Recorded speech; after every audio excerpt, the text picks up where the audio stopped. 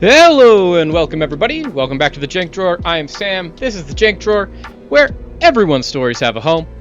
Welcome back to a wonderful Thursday here. For those of you that have seen my Go Live messages or that have seen the Blue Sky message that I put out while we were going live, I got 3 pieces of information to share with you all. First, there's a new video launching on the YouTube currently, right now. It came out a little over 2 hours ago. This is the next in our series of these midweek check-ins on the Magic account, where we're playing the midweek metagame of choice, and we're trying to get things put together in such a way that this is something that we could be doing every week. The idea is that hopefully I can get them out. Like, ideal workflow, we record them Tuesdays, they come out Wednesdays. And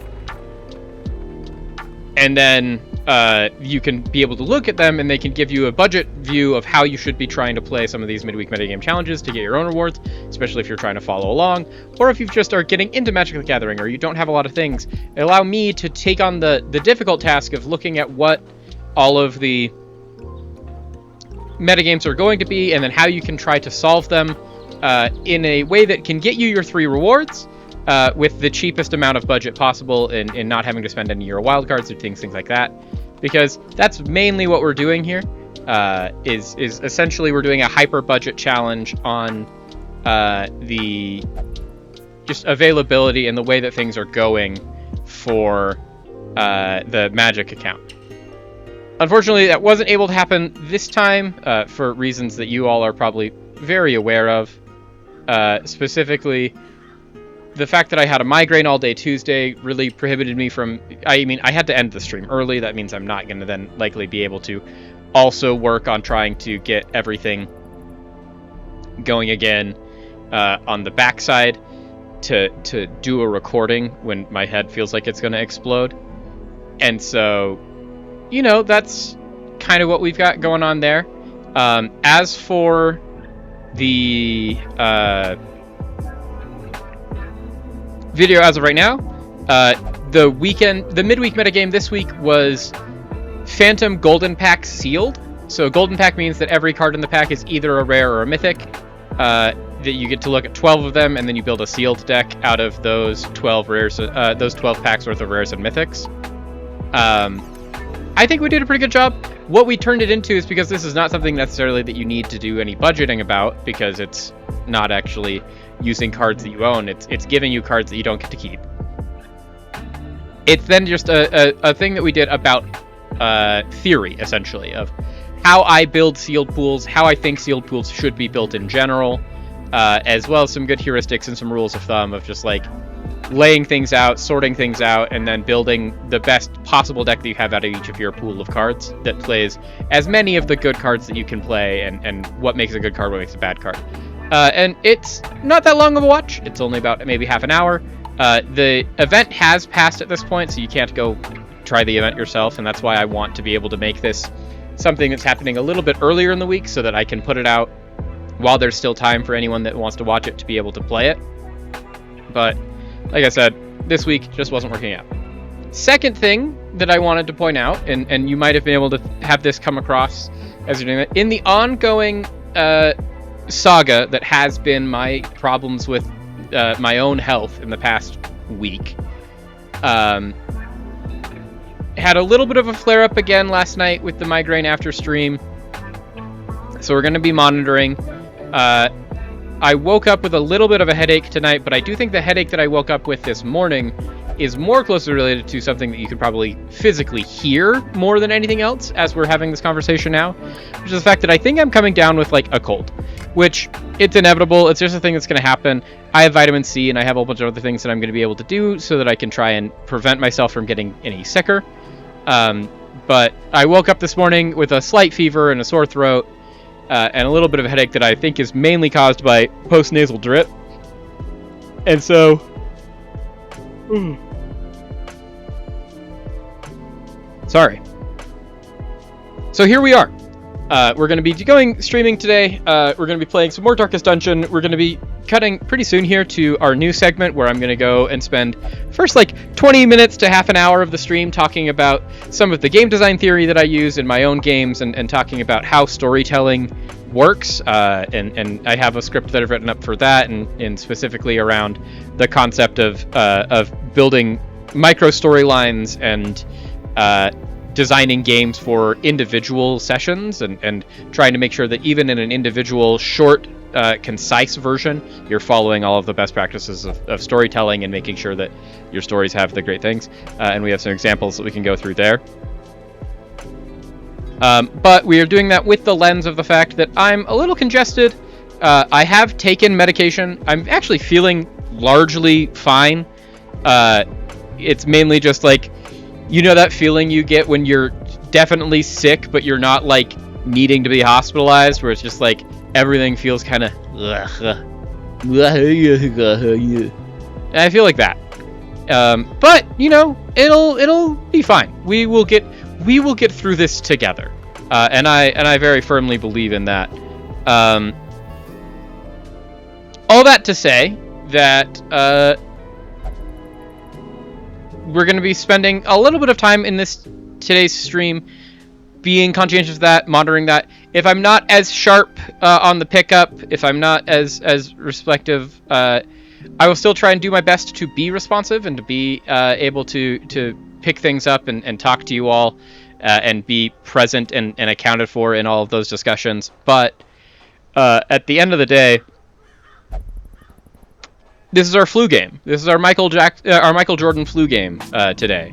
If we're trying to just fight through the general malaise that I have going on right now, and it should be fine. But we want to, you know, make sure that we're giving ourselves the best chance of success, if that makes sense. And so that's what we're going to do. If I have to leave at a certain point, or if the face cam cuts out, it's not because I don't like you, or it's not because things are on. It's most likely probably because I'm going to have to blow my nose, because I've been doing that literally all day, and I don't necessarily want to blow my nose on camera or directly into a microphone, because that probably will sound horrendous. But yeah, just wanted to give you all a heads up on all of that. Other news, letting you all know more about the background of things that are going on here and the continuing ongoing saga. Beautiful emote gift, 96. The ongoing saga here at the Jink George Studio of trying to figure out how to keep all the plates spinning and do this full time. At this point, I've now gone through all of the onboarding paperwork for the new job that we're picking up in March. I'm still looking for other opportunities, so we'll continue to do that. But even just this small amount of work is going to be able to increase the viability of this entire project and extend that runway a significant amount. Because as of right now, and as I have been since August, we've been living out of savings. And even any amount of income now starts shortening down that amount that I have to pay out of my own savings, and extends the runway and extends the amount of time that we continue trying to work towards this dream. And I appreciate everyone for everything that they do to support us and everything that's going on here. It means a lot. But, you know, continuing the transparency. So the new job I have applied for is that I am working as a test proctor up at the local university's School of Medicine.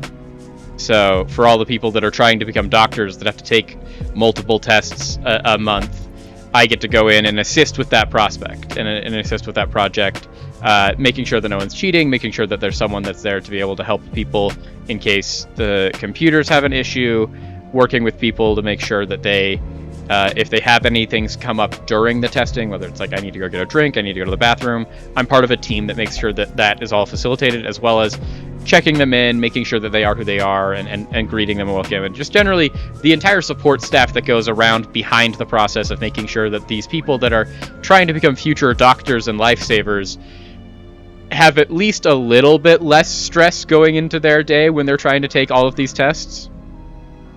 Which, I mean, certain levels of stress, especially in academic pursuits, are necessary, but we want to make it as stress-free of an experience as possible. So that'll be fun. Looking forward to it, but it has been a lot of just like figuring out paperwork. The really annoying part today was that as part of getting into this job, they need to do a full background check on me, and they have a company that they've contracted out to do these background checks. But as part of that, when I was filling out the paperwork for that company to get my background check, they wanted to know the address of every single place that I've lived in the past 7 years. And I was like, well, crazy thing about that is I've moved a lot, and I've lived in the same place twice, 2 different times in that 7-year window, since they wanted to know like every place I had lived since, I think, February of 2019. And I was like, I can get all this information, but also I have forgotten a lot of this because I move all the time. I didn't have a permanent address until like 4 years ago. Like, because of like like that time frame included the pandemic. And like, I was homeless for part of the pandemic. I'm like, what do you want me to put here? Like, I couch surfed for a summer? Because that's kind of what I did. Like, I had a place to live, and then I didn't have a place to live. And it was a really big deal, but also the entire world shut down. So no one had a place to live. But it is, you know, an interesting... Yeah, they just, like, they wanted such a history. Since I was, like, filling it out, and they're like, put in your address. I'm like, okay, I'll put in my address where I live currently. And then they're like, cool, we've got all your all the things that you think you'd put out. It's also all things that were already on the application and already on all of these other forms I had to fill out. So I'm like, you know, getting into the monotony of you have to put in the same information like 4 different times in 4 different places. And then I try to navigate off of the screen, and they're like, so actually, you only put in the place that you've been living for the past 4 years. Because I moved in the past 4 years. And they're like, but we actually need everything for the past 7. I was like, what do you mean the past 7 years? Like, that's a weirdly specific number, A. Of like, first of all, why 7? Why not? Like, 5 makes way more sense to me. Like, 5-year history, I'm like, okay, makes sense. I can get that. I can wrap my head contextually and conceptually around, we want a 5-year history. 3 also, I think, is a totally... 7 is just the odd one. 10 would also be ridiculous, but I'm also like, I could see where they would maybe want that, but also 10 years ago in 2016, I wasn't even living in the country. I was living in, I think, February 2016, I was living in Kitchener, Ontario. Yeah, I think I was living in Kitchener. I think I had just left Toronto. But, like, I wasn't even living in the United States. And so I'm like, I can give you this information, but also, like, 7 seemed like a weird number. 7 seemed like a very arbitrary, weird number that this job wanted. But all that's all filled out now. Now I just have to, you know, buy time between now and my start date. We still don't start until next month, so you have plenty of time by me. And from what I've talked to them about this job, it shouldn't have major impacts on the stream schedule. Most of that job will be done in the mornings, and we don't go live until the afternoons anyways, and so we should be all free and clear, but I will continue to keep everyone up to date and abridged of the situation as much as I know, as many times as I know. So it should be nice, because the whole point of trying to find these part-time jobs and find things around that was to work around the main goal of the job, which is we want to be doing this. This is like the dream is do this full time, and getting other ways to generate revenue while we are doing that to sustain the dream is the immediate goal. This is not going to be a ton. It is a very well-paying job. I think it's like $19.50 an hour. But it is also like the estimated time per week on the estimates is like 3 to 5 hours. So it's like, yeah, it's $19.50, but really I'm only making like maximum almost $100 a week at that job. But like, hey, that's better than what I've been making since August of last year, which is $0 a week. So,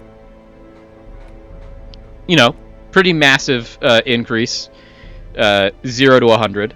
And if we can continue just piecing things together, it just helps us keep the dream going and helps us find ways to continue excelling in the things we want to excel in. I've got a lot of other really ambitious projects for the Jank Drawer that I want to work on towards the end of the year that I've been having in the works even before the Jank Drawer was a thing, that I've been working with a couple of people that I'm really excited to work on. But those projects are things that are going to require us to, have a little bit more investment on my end to, get some higher quality things in, maybe rent equipment and stuff like that. And so we want to be able to try and solve that. Another really big thing that I did is, for those of you that were in the stream yesterday and were hanging around, and for those of you that have been in the streams where friend of the channel, Ragavan Enjoyer, has been in the chat, my buddy Ben, who we were playing TFT with yesterday, is my buddy. He's one of my many buddies that I used to travel historically to a lot of these Magic events with around the world. And historically, I've gone to all those things and I've had to pay for it because I've just been an attendee and I've done all those things because we weren't the Jank Drawer yet. We weren't the personality that makes Magic the Gathering content. Almost exclusively at this point. Because we only play it once a week here on stream, but it's most of the videos that I have released are Magic the Gathering content, whether in shorts form or in long form videos. We play a lot of Magic the Gathering, and we make a lot of content around Magic the Gathering. And as part of that, the next one of these major events, the next one is one in, I think, 2 months in Vegas, which we missed the deadline for. But the next one that we could hit the deadline for is that there is one of these in, I think it's June, July, these major conventions in Amsterdam. And I got an email last week inviting me to apply for a creator badge, which would mean I'd have to still pay to fly there, and I'd have to pay to stay there, but I wouldn't have to pay for my badge, which the badge itself is almost $1,000. Thank you, Gift96. It means a lot. I'm also down for the MTG content. If you're down for the MTG content, watch the YouTube video that came out today. We did more MTG, and we launched a YouTube video 2 hours ago. If you watch it right now, you'd be the first viewer. But you also could stay here with the stream. I think that's also acceptable. So there's a lot of interesting things going on there, and because of that, I just kind of, could I swing a trip to Amsterdam with the budgets and the constraints that we have right now? Probably not, realistically, but it's the YOLO content of don't let your dreams be dreams, and so we applied and we sent in an application that I'm pretty confident in, and worst case scenario, what, they say no? Great.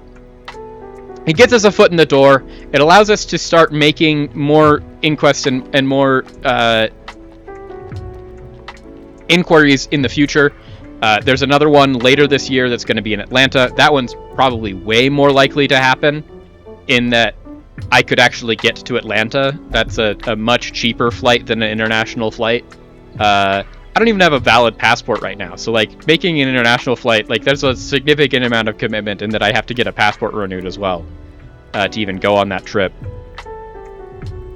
But it's we're chasing the dream. We're trying to find out. We're trying to make the magic work, and the best case scenario is we get accepted, and then we get to try and figure out how to raise the amount of money that's going to be necessary to go on this trip. Oh, we're just doing the recap of the things. We're doing the recap of the news that's going on. So we were talking about the job updates, and then just trying to make ideas around what are we doing and what are some things to look forward to largely around that. Because I have a whole bunch of dreams and things that I want to do and creative content that I want to make, that the reason we're looking for these part-time jobs and why we're so excited about the one that we got this week and why we keep celebrating it, even pushing through all of the sickness, is so that it can allow us to have more money to pay for some of these bigger projects. One of which is being, I got an email, I think last week and a half ago, from Wizards of the Coast inviting me to apply as a content creator for a content creator badge to Magic Fest Amsterdam, MagicCon Amsterdam in July of this year. And so we are a very new creator, and do we have the funds to go on a trip to Amsterdam? Probably not.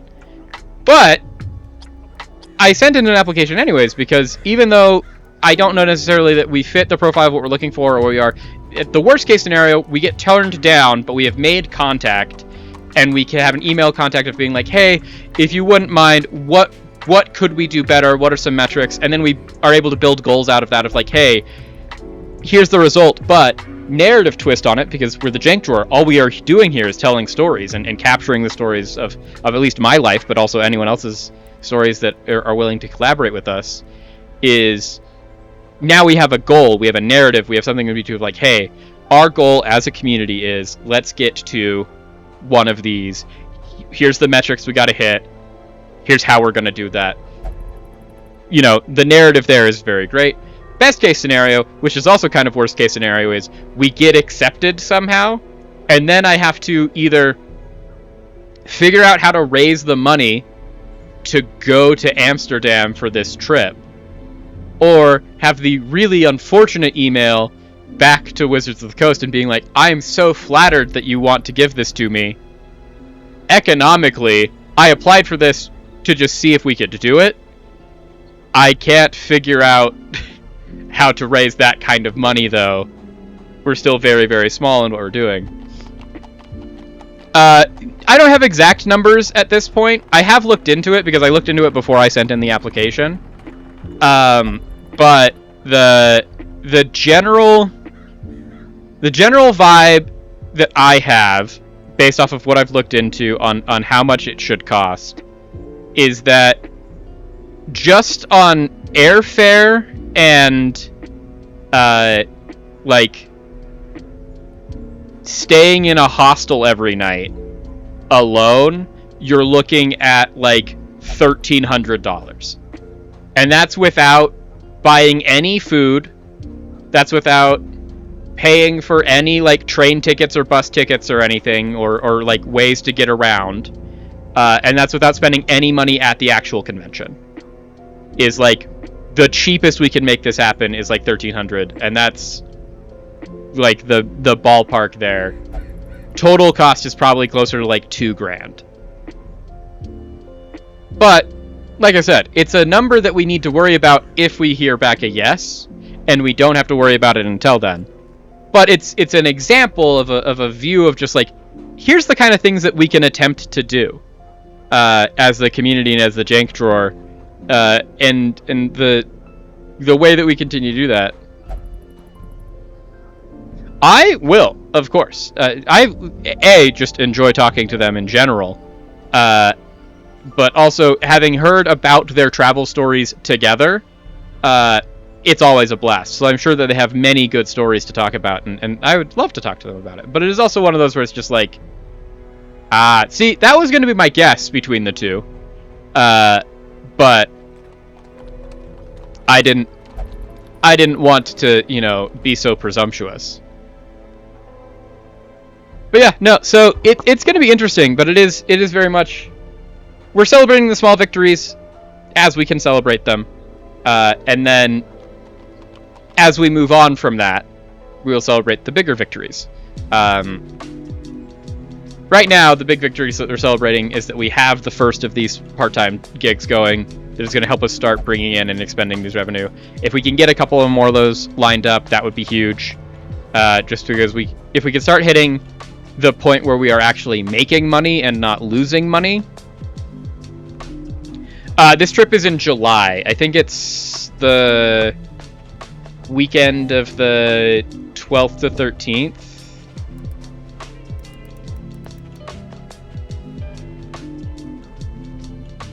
It's July 17th through 19th. In Amsterdam. But it's just like, have that idea of when we can do what we can do and how we want to do it. The other fun things, though, is that, like, even if we do go on that, this is a business trip now, and so it becomes a business expense if we try to flip, because the whole thing we're doing here is this is my main source of income. So, there's that aspect of it that's not horrendous, but you know, we're still just here to figure out what we can do. We're trying to figure out what the dreams that are achievable at our current level are and how to continue growing from step to step is the main takeaway that I have for all of this. And so that's the first thing that we're just kind of throwing a Hail Mary on, and there are more of them that are much more achievable goals that are just going to happen in the near future that I will keep teasing, but I can't talk about anything yet on. But all of those require having a little bit more financial manpower behind me than we had at the beginning of the endeavor, and now that we have the new, at least the first new part-time job, and there will be hopefully more in the future, that'll bring us into a realistic realm of, like, if we can hit our bare necessities threshold of, like, I'm making enough money to pay all of my obligations, and we start generating revenue of any kind, and not just operating at a loss, we can start making more of those dreams into realities. But for today,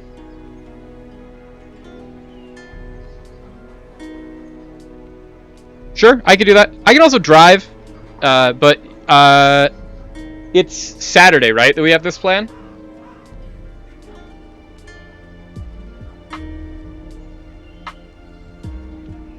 Because I'll just link with you and we'll talk about it. It's on my list of things to do for sure. First on my list of things to do is get through the next 2 days. Second is to overcome this unfortunate cold that I've contracted in the literal one time that I went outside in a snowstorm this year. I was outside for less than 10 minutes and now I have a cold.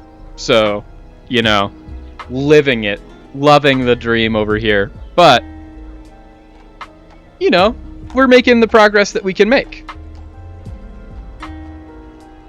Right now I feel honestly kind of fine, except for the fact that I have a congested nose. I should be available. A lot of that just depends on the timing of everything and how it all works out, but generally, as of right now, I don't think I have any plans this weekend other than hanging out with you all. So I can be around. I can make myself available. The only thing that I would be necessarily working on is more stuff for the channel, and I can do that kind of anywhere.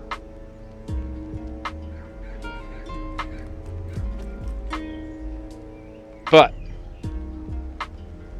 as for today, we're going to do a brief segment here where I'm going to talk about some game design and storytelling philosophy, and then we're going to hop into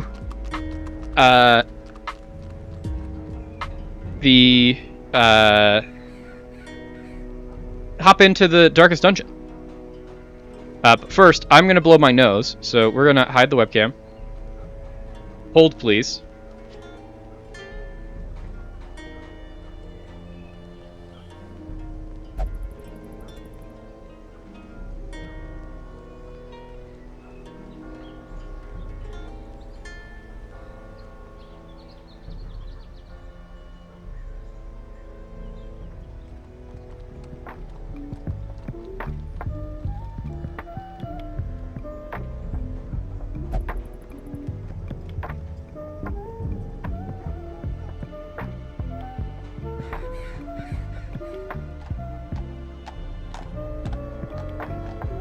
I'm back. Okay. So, we talked about this a little bit last week when we were doing the Thursday stream, where we got a little bit sidetracked and a little bit just distracted talking about storytelling and game design theory and a whole bunch of other aspects of things that I've alluded to and that I talk to about pretty frequently, but we don't really have a dedicated time to be discussing any of those topics on the stream, and I wanted to do something about that because I found it actually really beneficial, and I've at least really enjoyed the opportunity as the streamer to have a little bit of time up at the beginning of each one of our streams where we talk either through the news or through some sort of subject going into what we're doing. Mondays is usually more channel focused. Tuesdays and Fridays we talk about soccer. One where we catch up on the weekend and one where we talk about the midweek. Wednesdays we usually go over patch notes and like our TFT learning corner of what are we focusing on and what are we trying to learn today. But Thursdays we didn't really have anything. It was just kind of like just chatting, water cooler talk, stuff like that. But this is kind of our narrative-based stream. This is the one stream that we do a week that is a story-driven game. It is our RPGs, it is our games that are trying to tell a very cohesive and concise narrative and work in such a way that we are able to get that kind of information out of it and get the process, and then also combine that and in conjunction with fun gameplay and the general just joie de vivre that I bring to everything here as Sam of the Jank Drawer. And this is one of the fundamental things of our channel, is that we make content about how to tell these stories and celebrate these stories and run and build your own games. One of the very fundamental building blocks at the beginning of what I wanted to do when I was just thinking about just being a YouTube channel before we pivoted as hard into streaming as we have, was making things that are for prospective storytellers and things that want to do that. Have they historically performed well? No.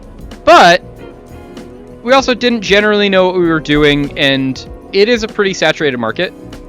But it is still something that I'm passionate about, and we're trying to find a way to package it in such a way that we can continue to talk about it and make it, but put it in something that is more approachable and more watchable. And so that's why I wanted to bring it here. And this might take on many, many forms. In the future, it might take on kind of like a Marketing Monday thing, if you're fans of Atrioc, or where we've had some of our other discussions that we've made in the future, where I've in the past where I've made PowerPoints and we can do like actual breakdowns and analysis of things. Or it could be as simple as like what we're doing today, where I'm just going to talk to you about a topic I've loosely written a script about and that we have some ideas here on. That is something that you all can take into your lives and you can apply into those things. But it is very much, I liked what we talked about last week, where we were talking about the difference between implicit and explicit storytelling and how that goes into games and how those are able to essentially build out your various worlds and things like that. And a lot of them fit very well to specific types of stories and specific types of adventures and things you want to build. Specifically, as we're talking in the context of Darkest Dungeon and our all bosses, all DLC speedrun that we're doing here, Darkest Dungeon as an eldritch horror, like Lovecraftian-esque type of story, thrives on implicit storytelling. You don't really have someone that is giving you all of the information explicitly through exposition or showing it to you. It's things that you're finding along the way that you think your main story is what you're doing and what you're playing in the game, and a lot of it is that. But in actuality, your main story is entirely driven by the experiences that you're having and what you're finding in the journal entries that you're finding all around, or in the narrations that you're getting from your ancestor when you go and fight the bosses, where you get to see the through story of all these things. If every time we go fight the Siren, we get another piece of information about how the Siren was a person living in the hamlet that is catching your ancestor making all of these deals with the fish people and catching him doing things that he doesn't want to be seen doing. And that's supposed to give us as the player a little bit of pause of hey, we are the person that has been brought here because our ancestor went missing, and we're ostensibly here to reclaim the land and find him. Because we don't know if he's dead, but also we have kind of inherited under the assumption that he is. And then if the ancestor isn't dead, we have to find them and figure out what's going on. But we don't know a lot about them, and so it's the only way for us to learn about our ancestor is by going on all of these quests, and then we get these little bits and pieces of, from their perspective as the narrator, their story, which we aren't super fond of, because unreliable narrators are unreliable. But it's led to they believe they are in the right, and then they're telling you stories about how all of their actions have horribly transformed these figures. The Siren was a beautiful little waif girl from the hamlet until they got tied up with the ancestor, and now that they've been tied up with the ancestor for as long as they have, they've turned into the horrifying monster that we've been fighting now twice, and that we have to fight at least one more time in the veteran level of the dungeon. And so a lot of this comes down to the idea behind this is you have to match the right storytelling elements with the type of story you're trying to tell. Essentially, use the right tool for the right job. If you're doing something flashy and like very like action focused as your story, action doesn't do implicit. Action is all explicit. You have to describe how things are happening. Make your reader or your story experience, take your people there and put them in the middle of that action. You have to be very vibrant with your descriptions. You have to be very conscientious about how you're describing various things so you can help your players or your readers or whoever's experiencing your story be in that moment with you. If you're telling a horror story, it's doing the opposite. It's letting the story happen around them and like draw attention to it, but never explicitly state anything until you have your big turn, your big reveal. It's a lot like magic tricks of like you never want your person that you're performing for to know what you're doing until it's already too late and the trick is done. And that's kind of the same approach you need to bring to horror. Now, a lot of these things make the most sense in like a game design and a narrative design aspect if you think about them over macro senses. But one of the things that I actually really wanted to talk about and what I wanted to talk about today in the little bit of time that we have here before we get into the game is how to focus this down into the micro sense. Essentially, how can you still get all of these same notes and these same things in a format that is much more condensed and works on a much more abbreviated timeline. So for those of you that have done a lot of storytelling of your own or have played a lot of like tabletop games or just games in general, we know that the difference between those two is like macro sense is something you expect to get a lot of hours out of. In a video gaming sense, that's something you want to put like 60 to 80 is a short game. If you're going to your hundreds, those are your really long games, especially in RPGs. But even those are kind of short because then you have your longest games, which are your living games, your MMORPGs. These are your Final Fantasy 14s, your Final Fantasy 11s, your World of Warcrafts. These games that can theoretically last forever and have continually updating story beats. Microsense is something that you want to be able to pick up and play, and it can be done in a couple of hours, but it still tells you a story that you really, really like. And games are still made like this, and there's a lot of very, very beautiful ones. I wish I could think of some off the top of my head by exact name, but one that I know has always stuck with me is a game that I haven't actually played, but I watched people play, that is a kind of basically visual novel audio experience about the immigrant experience told from the perspective of a young boy who migrated with his parents from India to the US. And it's one of the most beautiful just like stories and games that I've seen in a very long time. And the entire play experience, because it's a visual novel, it's a scripted game, there's not really any decision points in it, is only like 2 hours long. But it still has as much, if not more, impact from a storytelling perspective and from a maybe not gameplay loop, but from a narrative loop as any of the major games that can take you your 60 to 80 hours that I've ever played, at least. And so it's not necessarily a time scale that leads to that. It's making sure that you're telling the right kind of story on the right kind of time frame for what you are trying to do. For those of you that are, not new to the channel and have seen any of the videos, there's not a lot of you. What I would like to do is, essentially, this is going to be another version of a new iteration of the Behind the Cardboard Curtain series, where we are going to be talking about how to tell those shorter, condensed stories. In specifically tabletop RPG space, a lot of those things are called one-shots. One-shots are things that I find very, very helpful, specifically because when you're trying to find in the increasingly busy environment that we all live in, especially with holidays and just more and more social and societal commitments that all of us are going to have, finding time to get together with a group of people and do something at a consistent rate at any point in our lives is much more infrequent and much harder to do. At least it has been in my life as I have gotten older, as friends are settling down and having kids and starting families, or you're just getting caught up with work or any of your other commitments that are going on.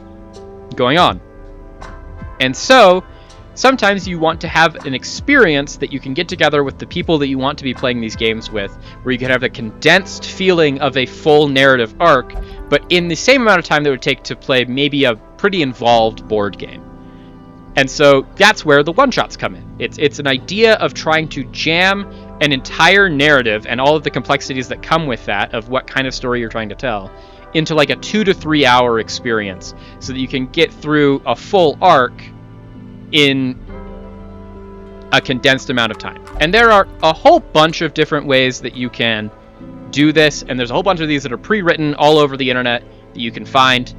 But I'm going to go through right now, in the next 20 minutes or so, my mentality on how you do that on your own to build the story that you and your group want to tell, and some of the principles that go into that.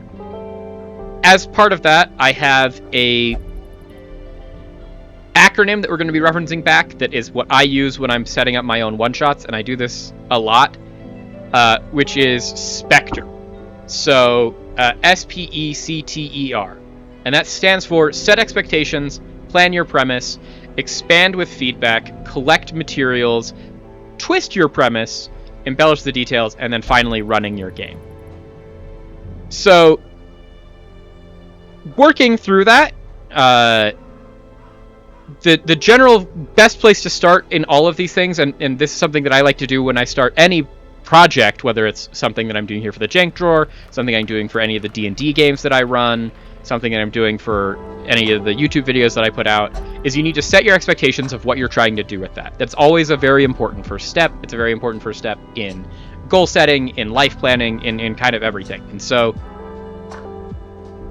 even here, where you're doing a condensed story and you're trying to have a one-shot where this is something that you and your friends are going to do in an afternoon, set your expectations of what that's going to be. In a wider context for specifically tabletop role-playing games and group storytelling initiatives, there's a much bigger conversation, and I have an entire video about that already out on the channel that I would recommend you watch if you're interested in this subject, that is having a session zero conversation and what that session zero should look like. For something as condensed as this, you don't need to have an entire session zero conversation that is going through the entire rubric that is discussed in that video. But you should have a check-in, and that's what this set expectations is. It's just everyone talking about what they think this experience should be. This can be over text messages. For the one-shot that I put together most recently, I did this entirely through a 15-minute conversation with all of my friends when we were hanging out a couple of months before the one-shot went on, and then a Google form that I just made a survey and sent to all of them that were going to be playing in this, that just said, hey, answer these 6 questions and then build this kind of character. And that was it. And that was the entirety of our set expectations. It's still important that you do this. You should always have this communication of what you want to achieve and how you want to achieve it, so that everyone's on the same page.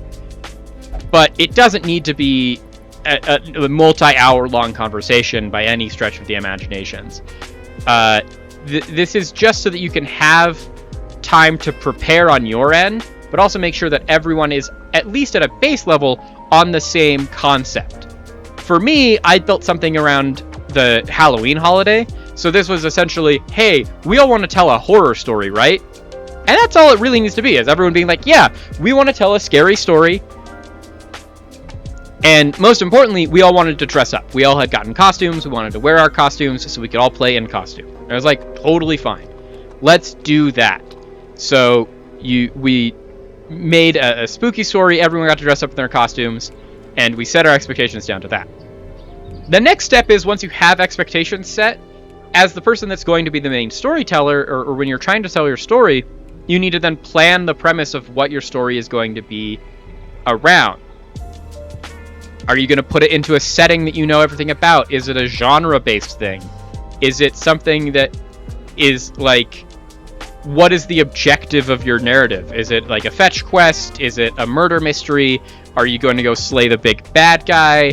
What are you doing? And then, is it based around something that's going on in everyone's collective consciousness? Of like, if you're telling a story based around a real life holiday, do that. Like, there's plenty of things you can avenues you can explore there. TV and narratives have been doing this forever. That's why we have holiday specials. It's something that you can do for sure. But this is like our immediate next step is planning your premise, because once you have your expectations and you know what your logistics are, and you have some feedback from your players of making sure that they're all on the same page, you just need to pick out what your story is going to do, because this is how then you get into the dynamics of how are you going to tell that story. So when we have our discussion that we've been having about explicit versus implicit, this is where you make the decision point of what your genre is, essentially, so you know what kind of storytelling you have to employ to tell that type of story. If you're going to be telling an action-adventure buddy comedy story where your entire group is going to be superheroes going and saving the day from miscellaneous things that are happening around town, you need to be way more explicit with that kind of storytelling. If you're doing what I did, and the thing that I'm building this off of, we were telling a horror story, everything needs to be much more implicit. There needs to be some sort of intrinsic mystery, there needs to be some sort of mechanic for them to figure out what the mystery is, and there needs to be some big reveal. And so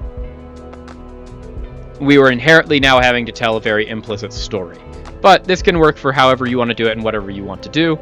The next step, though, once you have planned what your premise is now you need to expand that premise and flesh out some of the details with the feedback from our first step. So when we send out our set expectations and all that stuff, we've now picked from that what we want to do, and this is where you get a little bit more collaborative with it. In storytelling games like the ones that I run and that I play, I'm very much a proponent of you should always work together as a collective to figure out a lot of these things, of making sure that everyone has an equal voice of between you, the storyteller, and all the people that are going to be players at your table. But even in non-group storytelling aspects, this is something I'm drawing from my work experience in my real life of like working in new product development and like product design. This is a very important part of the process, is that when you get an idea or you pitch something that you want to be doing to a group of individuals, or if your company is trying to do something, the very first thing you should do, once you have a general idea of what it is in a prototype, is get key people that have vested feedback in that success to look at it and give you that feedback, and check in regularly of just like, hey, is this meeting what we think it should be doing? What could we do better? What should we do more here? So that you can make sure that you're getting the best possible minimum viable product in the end state. And it's the same for telling your story. If you're writing a story, you should know what genre you're in, but then no story is ever just 100% written and knocked out of the park and then sent off to a publishing house and they publish it sight unseen, no changes asked. There's a reason that editors exist, because you need to get that feedback so you can get to the best possible version of what you're trying to do. And even if we're doing something as informal as this kind of one-shot where we're telling a condensed story, you still want it to be polished. You don't want it to be just off the dome, something that you haven't even, fleshed out in any single way. Once you've done that, you should collect the materials you're going to need to actually run that. Because once you've now gotten your expansion done from the feedback, you should be at like 75% of the way to ready. You should have a very clear direction of where you're going. You should have an idea of what you're trying to do. And now you're just trying to get all of the pieces in place so that when it comes time to perform and put on the story and tell it, everything is in its place and you're ready to go. So this is where you're collecting materials. You're picking out what your monsters are going to be. You're picking out what your encounters are going to be. You're working on any mechanics you're building there, any props that you might need. We're not doing high detail at this point, so that'll come in the final minutes before you actually go live. But you should start sourcing all of the things you need to source. Once you get that in, we get to the T from our Spectre, which is finding your twist. All good stories, as we've talked about on this channel, intrinsically have some sort of conflict. For what we've been doing at the channel, the source of conflict has been a little bit missing in trying to push the narratives of what I'm trying to do. And one of the things that is becoming more apparent, and it's why we're talking about it more, and like I'm drawing attention to it because I want you guys to realize that this is a conscious decision that I'm making, is the inherent conflict in everything we're doing is the state of the world in a large macro sense, and then in a micro sense, the state of my own personal world, in that the Jank Drawer is a passion project. It is a labor of love, and it's something that I'm very passionate about and I love doing, and I'm grateful for everyone that comes and does it. But it's also a desperation play of, I found myself in a situation I never anticipated being in at the beginning of August last year, where I didn't have a job and there was nothing on the future horizon. And after months of struggling against that and living in the vain delusion of like, oh, it'll just be a minor setback, beginning in December and then officially in January was when I was like, how can I take personal accountability over my own narrative and start writing my way out of this situation that I'm in? And that is what spawned this channel, and it's what spawned everything that we're doing here. This is me taking personal accountability and personal control over my own narrative, my own life. But it does also mean that the inherent conflict and the inherent driving force for our narrative here at the Jank Drawer is the fact that I need this to work to live. Like, my entire livelihood is tied up in this going well at this moment in time. And that doesn't mean that we're putting all of our eggs in this basket and hoping and praying. It means that we are making every sacrifice and decision so that this can have the best possible chance of success. That's where we're applying for all the jobs still, and I will continue doing that. And I do that every single day. But it's because we need to do that so that we can invest that back into living and then letting this go as long as possible so we can try and get it to the best possible version of itself that we can get to. Your narratives that you're trying to tell for yourselves need to have their own twist. For the example of the video games we've been playing here on stream, Darkest Dungeon specifically, because it is our narrative game that we've been playing, the major twist of Darkest Dungeon is the fact that we keep learning all of these things about our ancestor. From the beginning, all we know from our ancestor is that we've received a letter before they went missing, asking us to come to the hamlet, because things have been going a little weird, but that we should just be able to figure it out and fix the problems. In trying to fix them, we find unspeakable monsters, we find like skeletons in the catacombs beneath our castle, we find pigmen living out in the woods, we find fishmen coming out of the sea. We learn that everything we thought was true isn't. And then the next layer behind that is the actual twist of finding, hey, our ancestor might have been a bad guy. Or finding the journal entries of like, hey, there's even more going on here that we don't understand. And that's the inherent conflict in the story, is the twist of just like, oh, we came here thinking we were doing one thing and that our ancestor was the good guy. And now at the point we are in the story, we are less certain that our ancestor is the good guy. And we don't know what that means. In your own narratives, it could be whatever you want it to be. But find something that makes your story unique. Find your inherent conflict. Is it the monster wasn't actually the bad guy? It could be. For the example of the story that I was telling and all these things, we were doing a murder mystery event at a house party for our horror story, and our twist on that adventure premise was that one of my 5 players was the monster that was doing the murders and hunting the party. And so they were also the host of the party. That was the whole thing, is they had invited everyone to their house, and then they were systematically and ritually killing everybody. Because, once again, this was a Halloween story. It was a Halloween event. So we're doing spooky, scary. But find your twist. Find your thing that's going to make your story unique. And it doesn't have to be complex. It doesn't have to be complicated. But it should have something that makes it uniquely yours.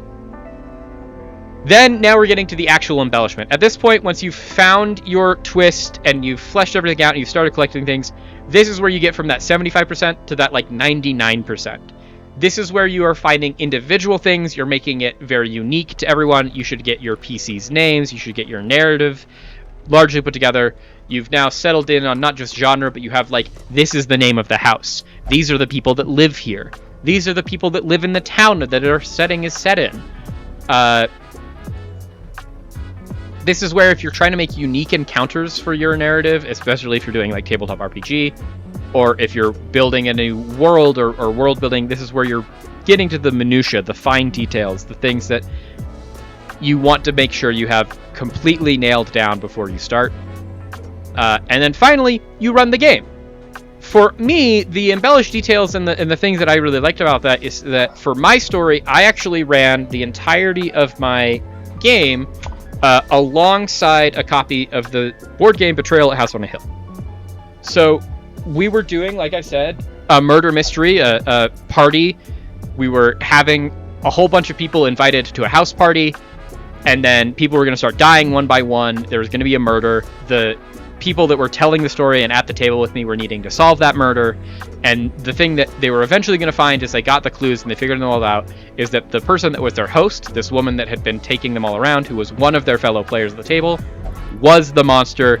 And then they would have to fight and try and flee for their lives. And they got to do that. But that is a very ambitious story. And how we wanted to tell that, and the unique mechanic that we wanted to do, is to be able to put everyone in the space that we wanted to get it out of the theater of mind and into something that is more visual. You need a way to represent some kind of a map. And like, I could put on my hat of I learned basic architectural principles when I was in 5th grade for a fun project that I did in school. But why would I do that when I could also just take the inherent problem of essentially what we are doing here is we are trying to find a way to find clues and solve a mystery, and we need a house that is building its layout as we explore it. Those are the two key concepts of the game of Betrayal at House on the Hill, is that the house is a map that builds itself as you explore it, and then as you enter certain rooms, various events happen, including the opportunity for you to find clues to tell you more about a mystery that you're trying to solve. So all of the work was already done for us.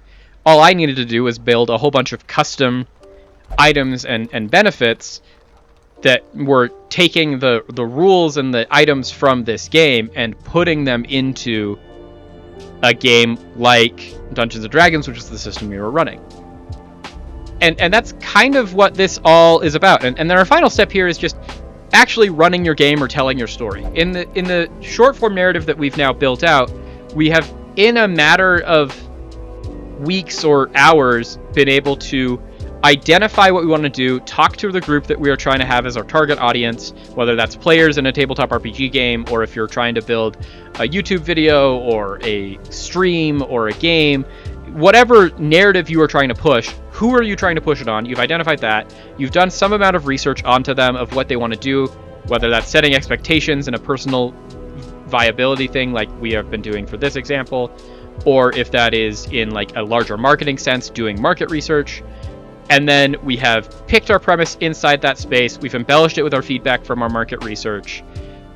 We have fleshed it out more fully. We've found our unique twist to put on it. And now it's just telling your story. What makes your story unique? What makes it special? We've already figured out. Now you just have to go through the steps of actually telling it. And that's one of the things that I think has made Darkest Dungeon, this game that we're now playing and still talking about 12 years after it released, something that is so unique. Of like, there's a lot of unique mechanical things that go into it, for sure. Corpses are a big deal. The basic system of how speed works and how combat works is really crunchy. Like, there's a lot of fun, unique game design elements behind it that are great. But the most important fact in my idea is the narrative behind it, of essentially what they identified is like, hey, there is a niche market and a pretty big market for these kind of Call of Cthulhu-esque storylines of, hey, we want to tell a story about these eldritch unknowable horrors and these things like that, because there's kind of a vacuum at 2014 times for stories in that narrative through line. And they're like, what can we do at Red Hook to be able to push the narrative forward that we want to push forward? And then they built a really cool story of just like, it's never going to be exactly what you think it is. Life is never what it seems. But at the end of the day, you end up in a position where everything at least narratively makes some amount of sense, and you have this great delineation between the overstory that they're trying to sell you, your A plot, of your ancestor going missing and trying to rebuild your legacy from that point. And then you've got your B plot of this sinister, sneaking, suspicious feeling at the back of your brain that everything is not as it seems, and it captures it and encapsulates it so well that I do think that this is one of the many near perfect games, at least from a narrative point of view. There are, once again, a lot of the interesting things around like the mechanic side of it that Darkest Dungeon maybe isn't the best, but it is still very, very good. And I haven't played Darkest Dungeon 2, so I don't know exactly how they've improved or interacted beyond then, but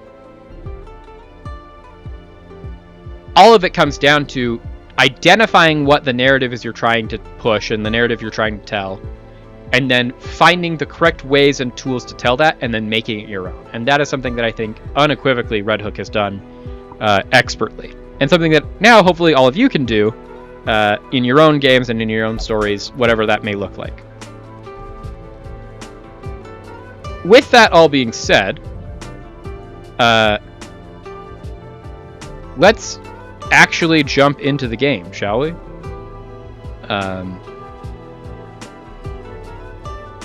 We want this one. I can come back to having my webcam. We can get rid of the sorry my head hurts no face cam screen. It was nice and it was helpful, especially on the day that we had our on our headache, but it is not true currently. Although the webcam is going to go away for a second here because I've been talking for an hour straight now, and it is time to blow my nose again.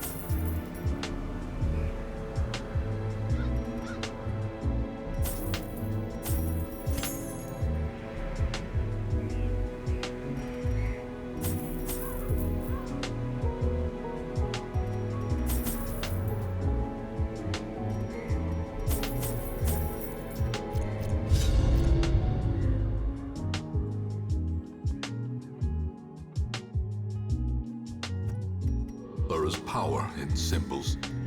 Collect the scattered scraps of faith and give comfort to the masses.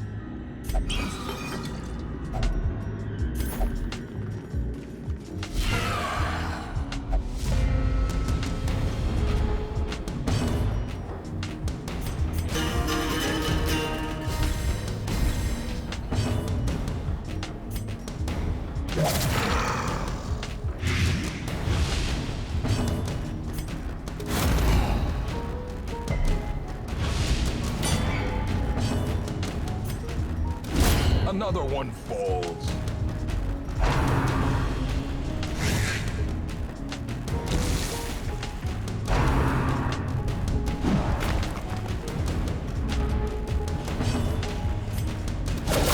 Masterfully executed.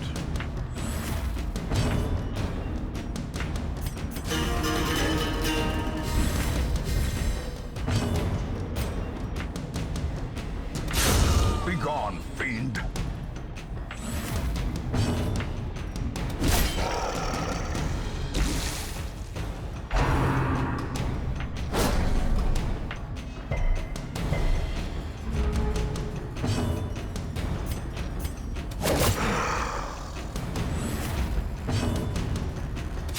Their cursed champion falls.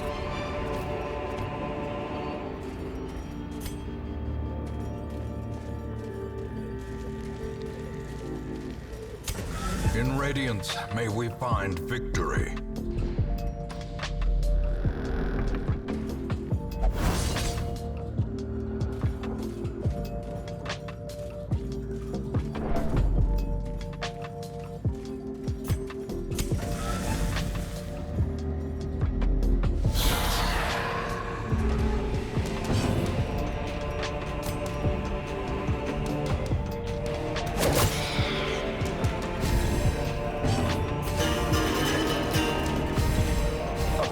To perform beyond one's limits.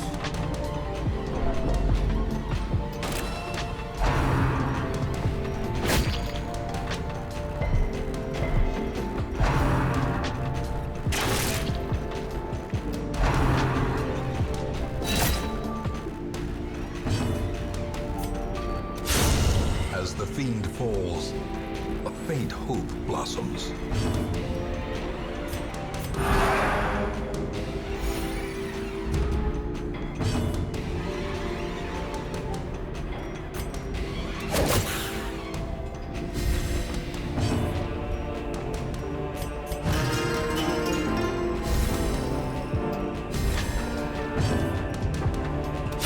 Confidence surges as the enemy crumbles.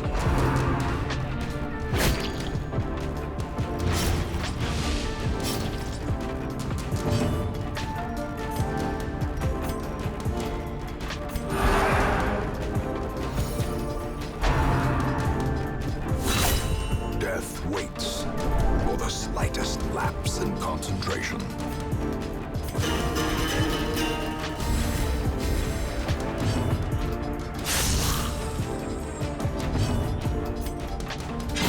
Their formation is broken.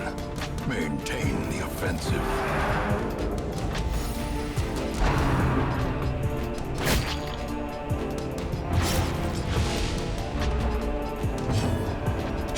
Impressive.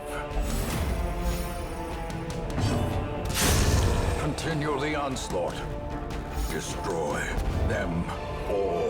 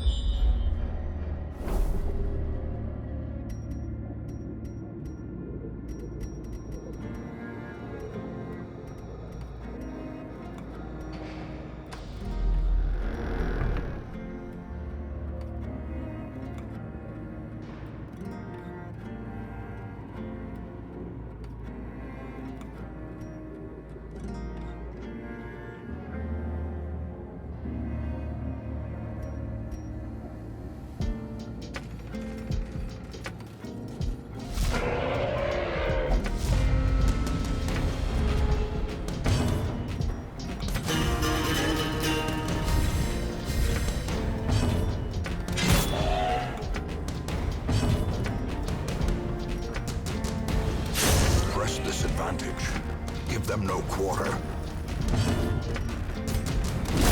Executed with impunity.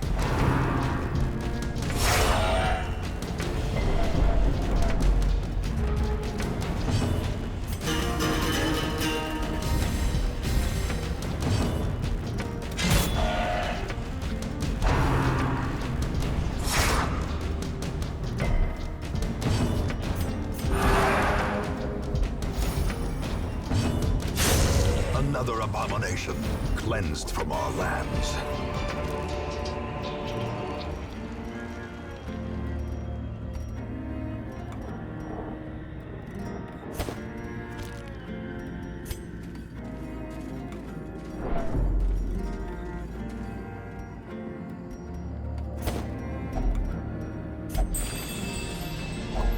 A fortune waiting to be spent.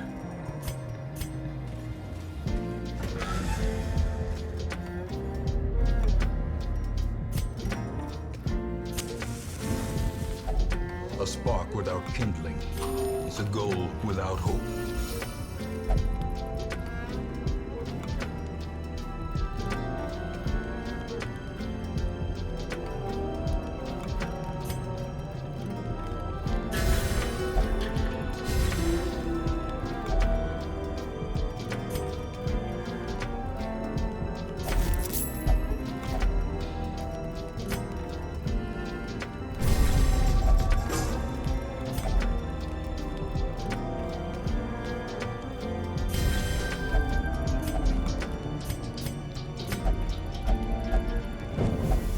As the light gains purchase, spirits are lifted, and purpose is made clear.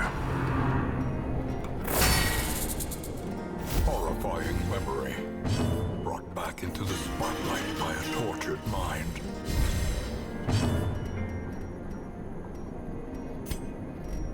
A singular strike!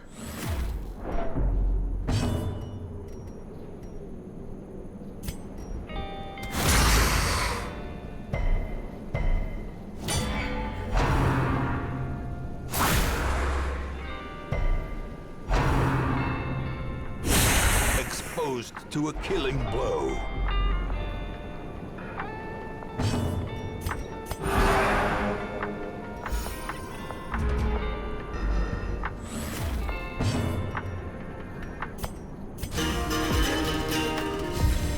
A brilliant confluence of skill and purpose.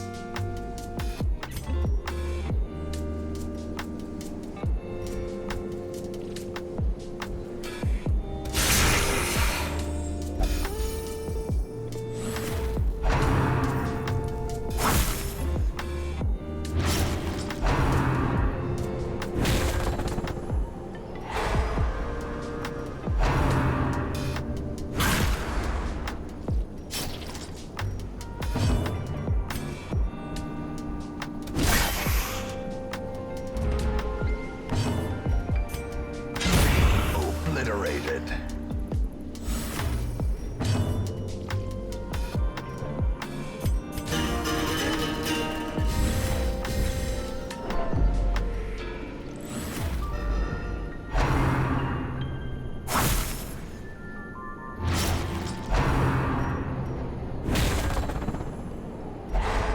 A hand's breadth from becoming unwound.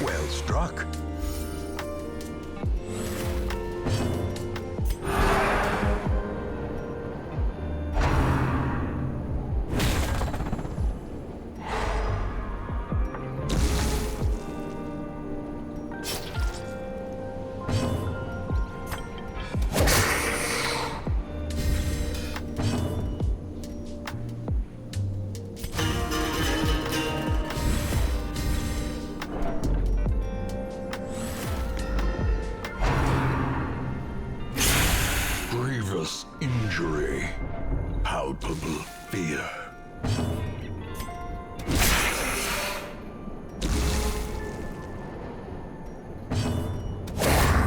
A victory. Perhaps a turning point.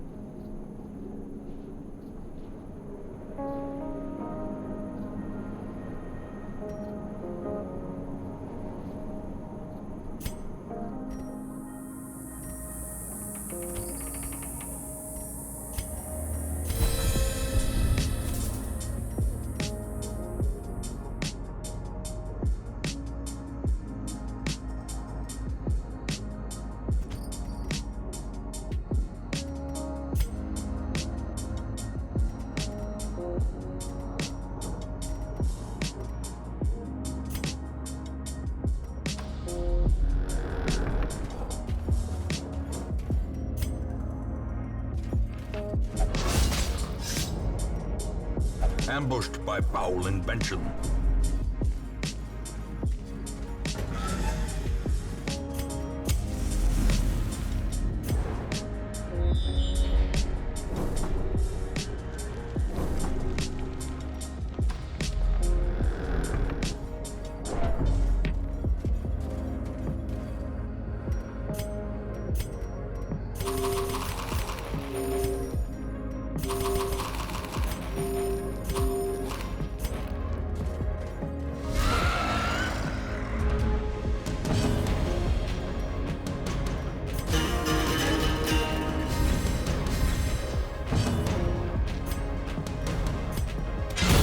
Back to the pit.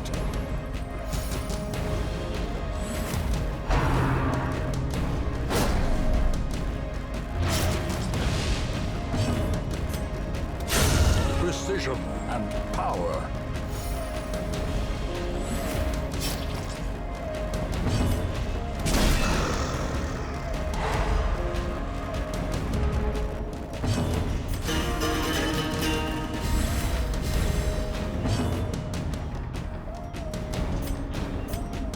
A devastating blow.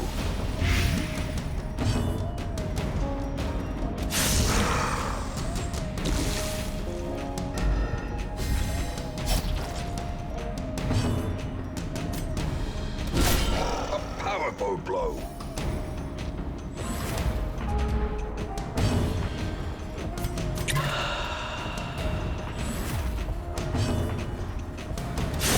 The bigger the beast, the greater the glory.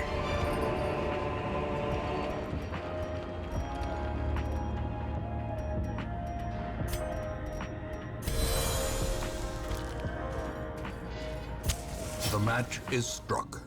A blazing star is born.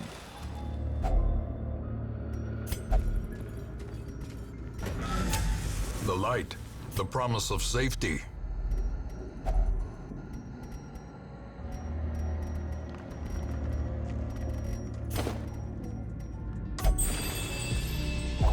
Wealth beyond measure, awarded to the brave and the foolhardy alike.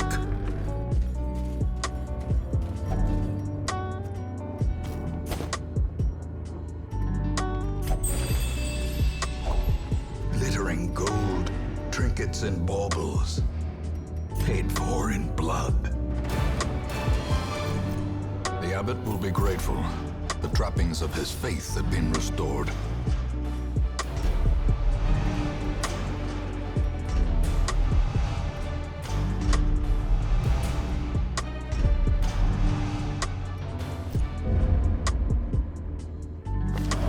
Take advantage of this faith-fueled charity. It will not last.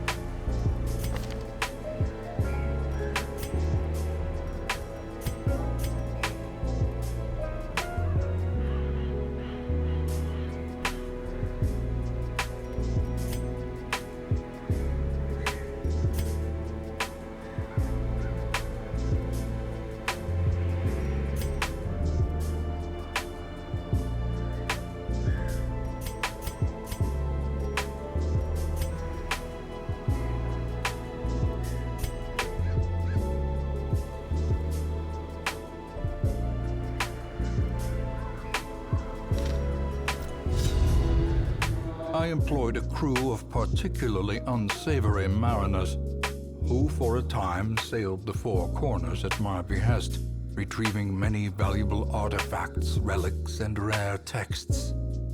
Predictably, they increased their tariffs to counter my intense stipulations of secrecy. Such resources had long been exhausted, of course, and so I prepared an alternative payment.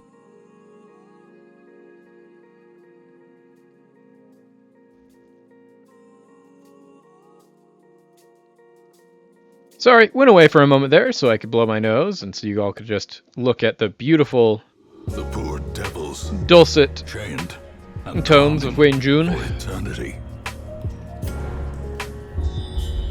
So this is just a harder version of the same fight that we did the last time we faced the Sunken Crew. There's a big guy that we need to do a whole bunch of damage to, and then they summon a smaller guy at the beginning of every round that will lock down one of your characters, so your hero can't do anything. And then when your hero is locked down, they also take a whole bunch of stress damage. And so the entire goal of this is to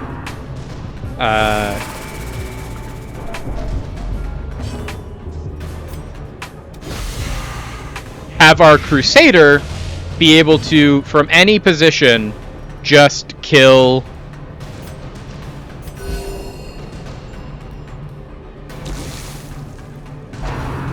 the person that spawns in the front so that no one gets locked down.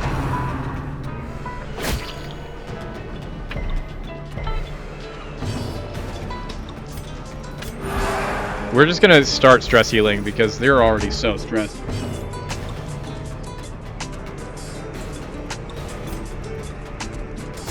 Destroy. Massive damage. Big dodge. You can just heal yourself. Get rid of that bleed. Dazzling Light. Stun.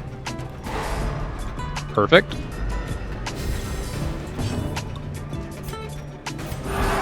Please get rid of this stress.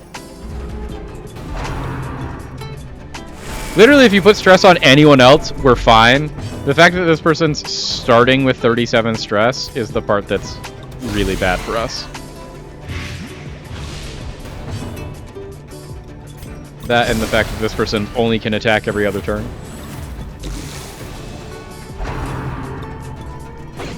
Nice dodge.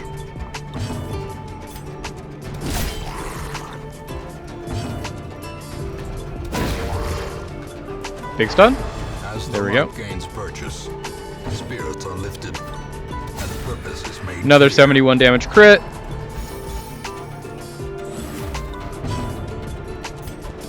There we go. Let's just end this. Give them no quarter. Take all those.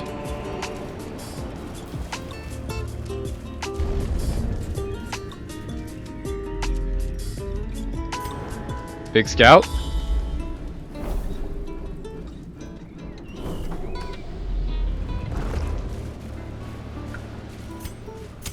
In Radiance, may we find victory. 140% trap disarm. Love to see it. We will never get caught in a trap. As long as we scout it first. Disappear.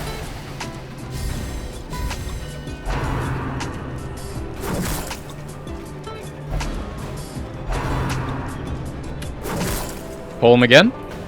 There we go. They ended up in the positions we want them in. They moved.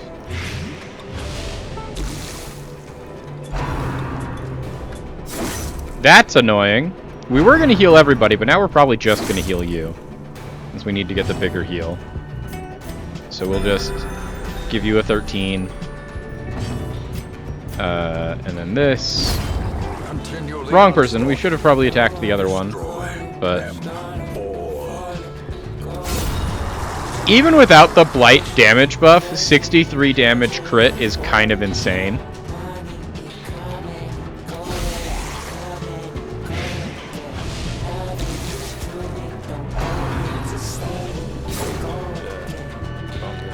Thank you for the sub, Joe Delanoy. First person in the 3-month club. I should really do something about getting you a special badge because you've been such a valiant supporter for such a long time. Maybe that's one of the things I will do this weekend, is actually get those all squared away.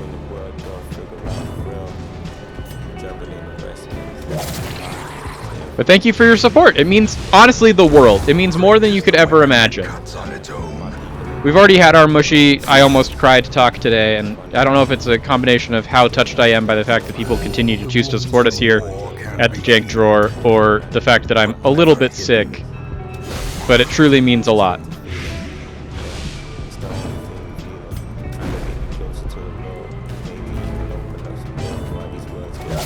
A decisive pummeling.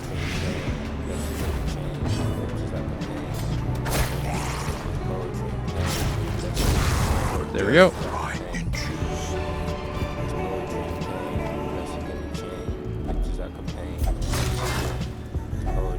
Day one's for sure. Trinkets and baubles, paid for in blood. Great thing about a younger cousin is that you have a best friend for life from the day they're born. And I got incredibly lucky with having my younger cousin be you.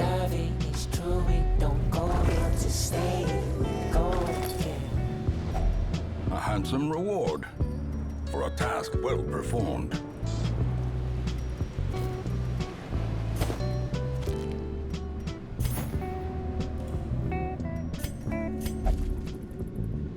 Don't cry in the chat, because then I'll start crying in not the chat.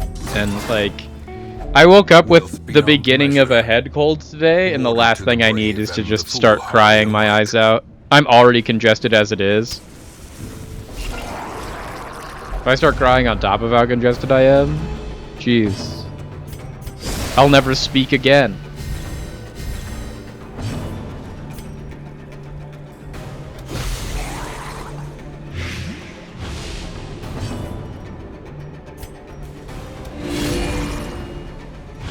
The match is struck. A blazing star is born.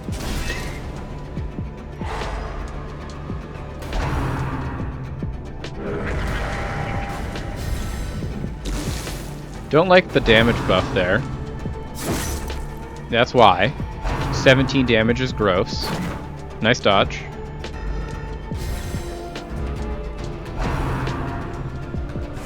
Nice dodge. Let's go Cavalier. Cavalier is just killing it. Obliterated. It's the first time they haven't crit.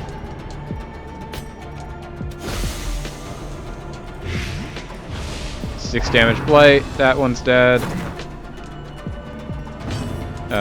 Let's heal you. Massive crit. So you may have done 17 damage, but I just healed for 26, so never really mattered.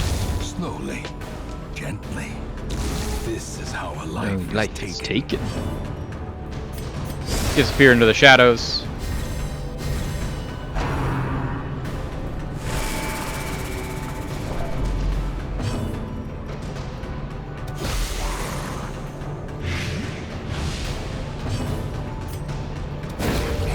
Get a stun? Nope. Resisted the stun.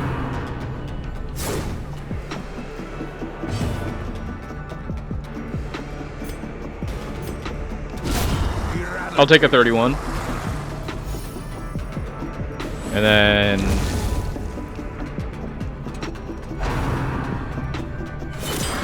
oh, they won the speed there. Okay. 63 damage, though. Grab some more food, grab some more crests. Overconfidence is a slow and insidious killer.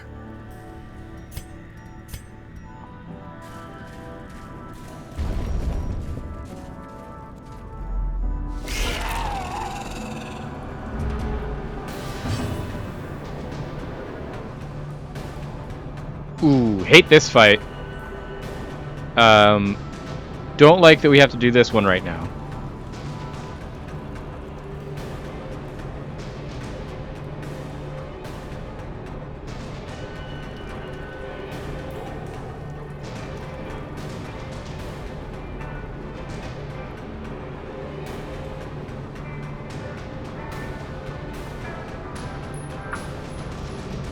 Okay, so prio here is we have to kill this Chevalier pretty quickly, but we also need to get rid of these sycophants. The supplicant is the least important thing.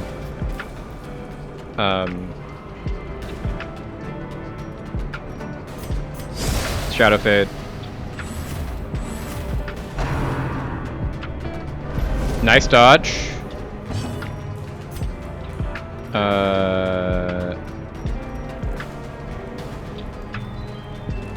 We can't do that to them, so let's just blight you. Please don't get the curse. Nice.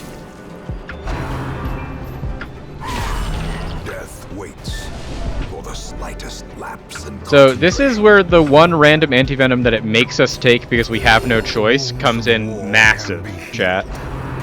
Because we can just get rid of this.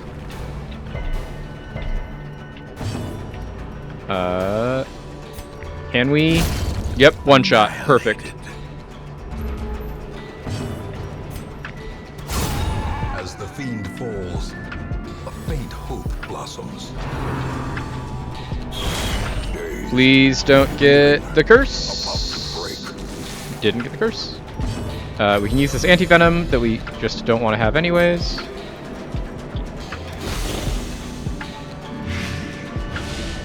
Light here. Heal everyone up. Massive crit. Huge crit, chat. The biggest crit in the world.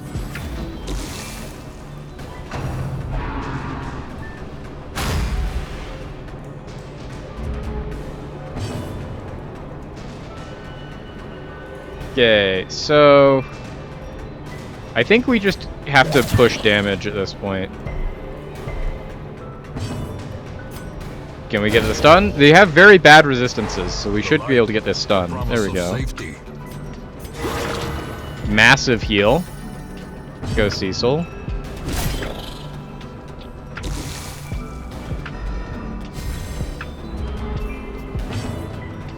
And that should kill. There we go.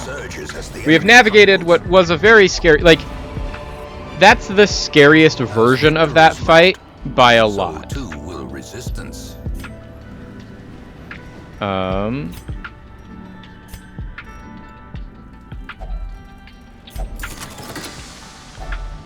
If only treasure could staunch the flow of otherworldly corruption. Disarm the trap.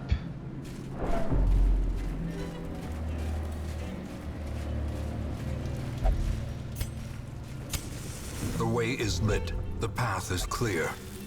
We require only the strength to Healed follow all it. of their stress. Love that. Okay, we got a scout. We got a super scout even. That's even better.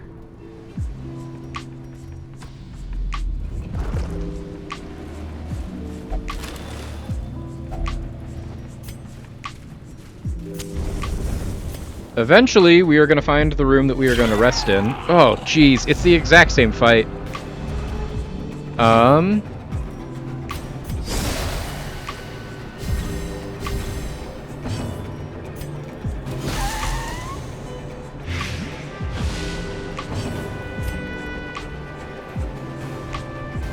Stun one of these, please.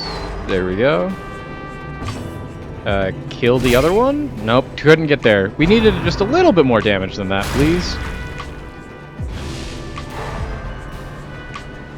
Don't like that we got stunned. Please don't get cursed. Resisted the curse. We'll take that. Resisted the blight and resisted the debuff. Okay, this person, gone. Love it. Nice miss.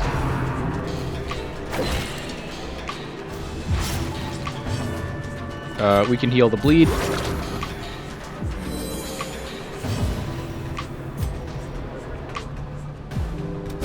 Stun the Chevalier. There we go. The fact that we dodged that stress attack with a -40 dodge is honestly huge.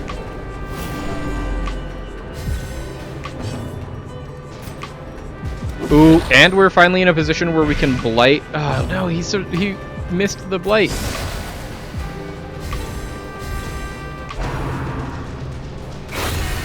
We'll take a deafening wine. In a single strike. Don't like the stun from it though. Nice dodge, huge dodge. Perfect, one shot.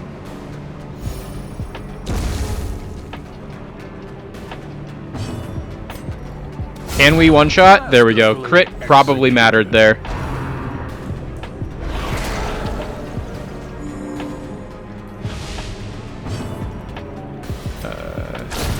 Oh, actually really didn't want that crit since we wanted to have our Vestal take a turn so we could heal everyone up, but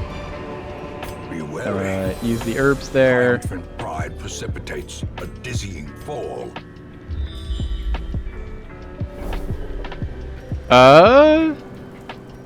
So fight's definitely here, right? Like, it's definitely here.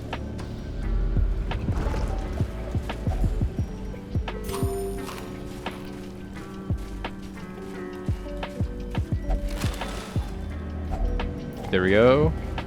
36 more crests is huge. Trying to get to 300 crests.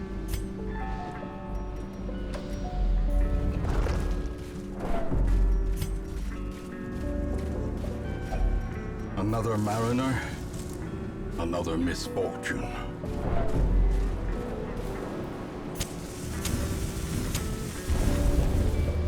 Okay, so I think we rest in this room.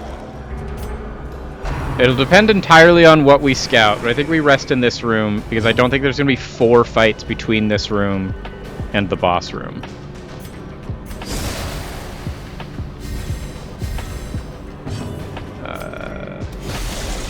Get a blight in on him.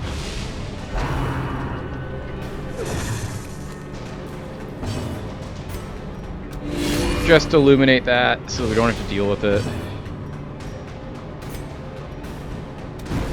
Ooh, I don't like the dodge on the stinger. Nice move, resist. Okay, so we are going to try and kill this. The prot is up, which is annoying.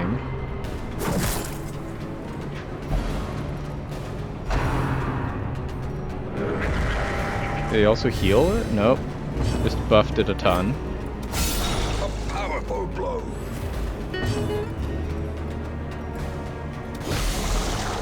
How much blight can we stack? 12 damage? Perfect. That person's dead.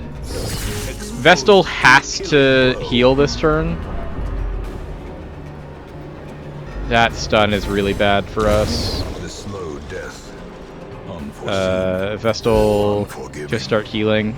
We want to get people up a little bit closer to, like, usable health levels. Ballard is just absolute MVP today.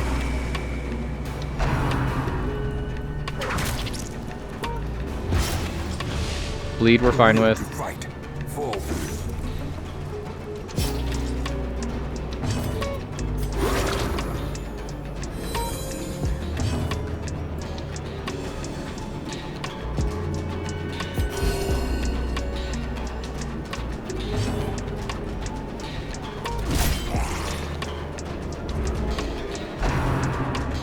Sea Breeze is the heal. It's okay. We'll kill the damage.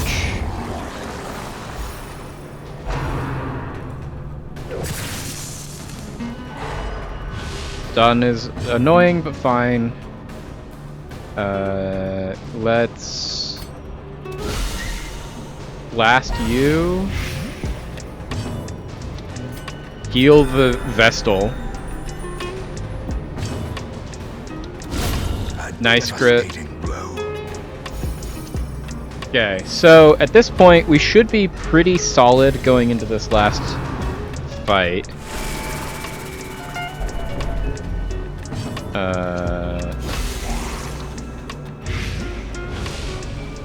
We're just gonna do one of these, heal across the board. And then you there, and then we're gonna mainly use our rest to stress heal. These nightmarish creatures can be felled. They can be beaten. barracks laden with loot are often low on supplies. Okay, so we didn't see a scout, so just to be safe, we're going to Firewood. A moment Okay, of respite, so a chance to steel oneself against the let's coming heal as much horror. stress as we can. This also gets everyone to full health. We will...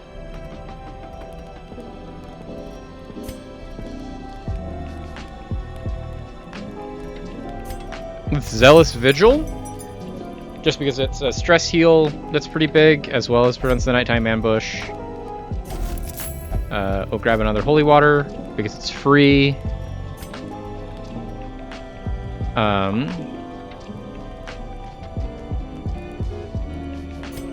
Chant for everyone.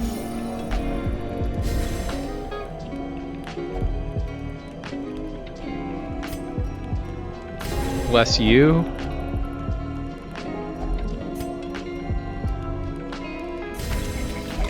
And the cure.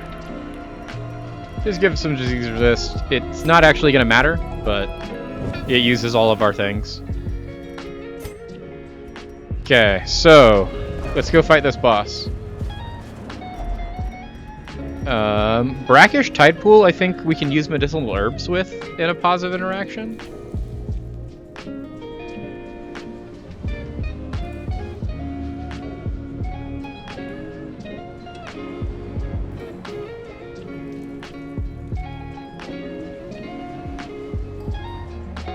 No, it's anti-venom we want. We don't have anti-venom. But 75% chance that we can get a massive buff. So I think that's a coin flip worth taking.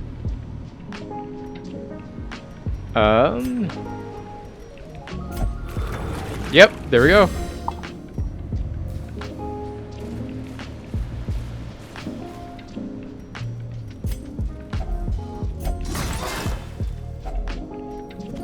Impressive haul, if you value such things. Okay, so holy water, holy water, holy water. Let's go. Okay, this wasn't this one. I just wanted to be better safe than sorry.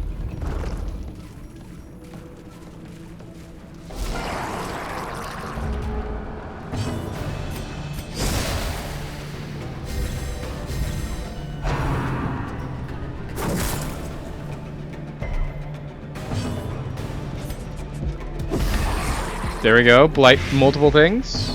Just as much damage as possible is what we're going for. Dazzling Light. Get a stun. Didn't get the stun. Unfortunate. Good dodges. Good dodges.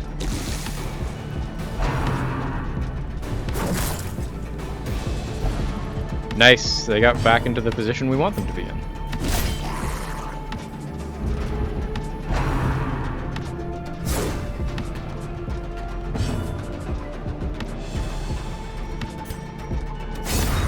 That guy's dead.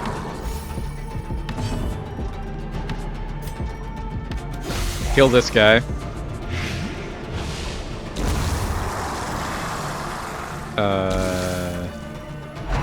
Vestal can heal him, as he's taken 22 damage. Get a stun. Impressive.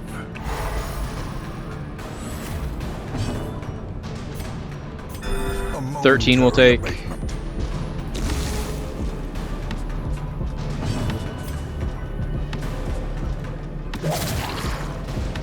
He's dead on tick.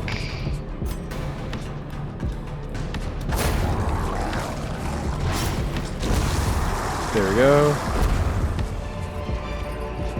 Success so clearly in view. Or Is it merely a trick of the light? Default party order.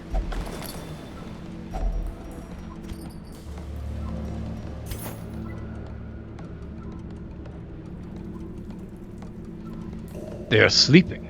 I am kept from slumber by a distinct stream of whispers, as if carried by the currents and waves of the sea. I have not told them that most of my flesh has sloughed off, revealing a strange silvery membrane. I keep myself covered. They questioned me when I ate the meat raw at Campfall and found my response difficult to understand. I suppose it would be best to explain my condition when they awaken, and then they would be convinced of my urgency to leave and find aid in the hamlet. Unfortunately, we didn't want to get caught unawares, and so we burned all of our things that we needed to have our holy water to get the best responses here. But now we're into our fight.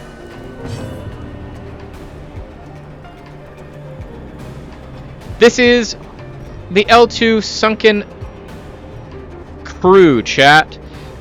So, like I said, mainly we just need to be able to kill this drowned rope man every single time. And then our main damage is going to be the fact that we're going to be stacking Blight on this crew with our Plague Doctor, and then attacking with this homeboy, our Grave Robber. You're the only one that's injured. Let us heal you back up. The whole reason this works, and the thing that we're hoping beyond hope to get, is we need Percy to one-shot this rope man every time, and he didn't, which is bad. Because now he's going to get the debuff, which heals this person back up. So, we're just going to have to waste that.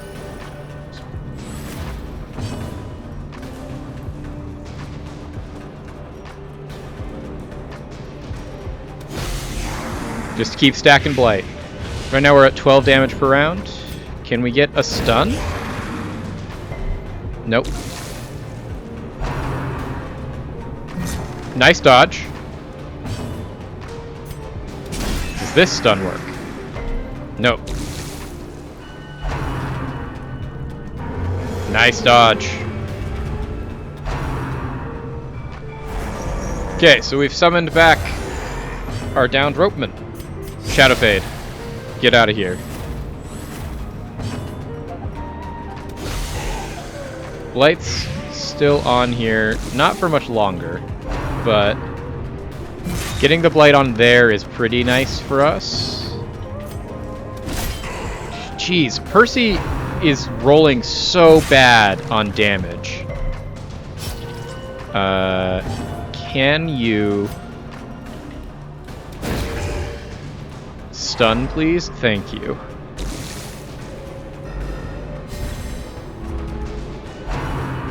All hands on deck.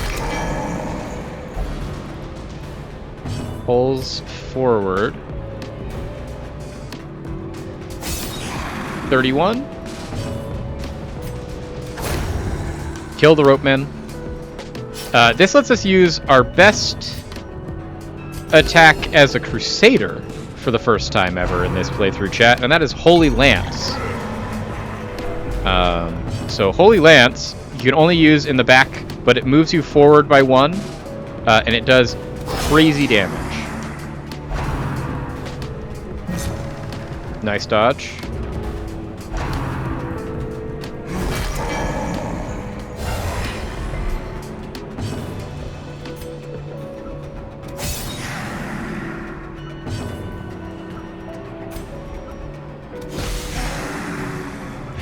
Okay, we are at the point where we have almost done enough damage here. We just need... Okay, we needed Percy to go before him because this is going to heal. But we could still probably do enough damage to kill that.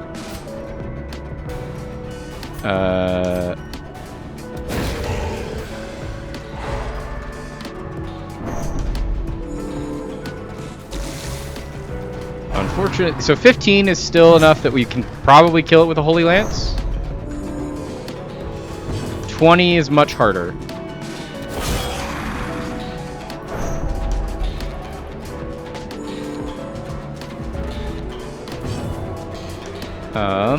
We just have to keep stacking Blight here. the only reason that we're not losing to this heal is the fact that it's... There goes our Shadow Fade.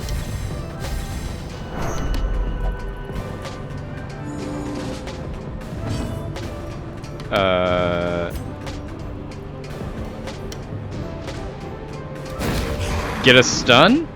It's theoretically possible. It's not very possible, but it is theoretically possible.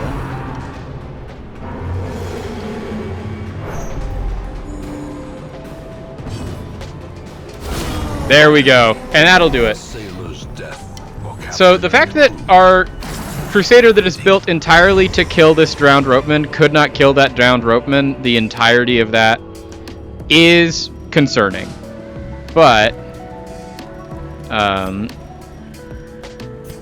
so, we don't know what any of these curios are. We do know that this curio is one that we want a shovel for and don't have a shovel for. But it does mean that probably we've scouted everything, so we know that we can't get a secret room, so this key is useless. We'll take this.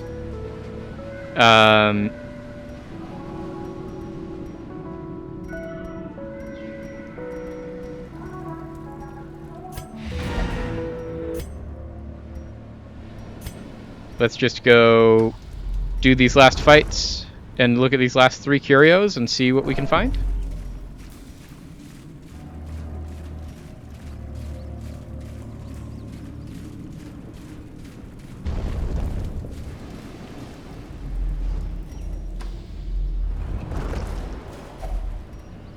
Okay, there's our hunger check. We now can't get hunger checked in this next hallway.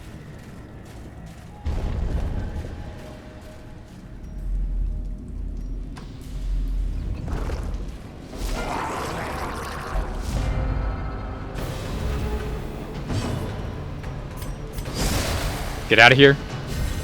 Hide in the shadows.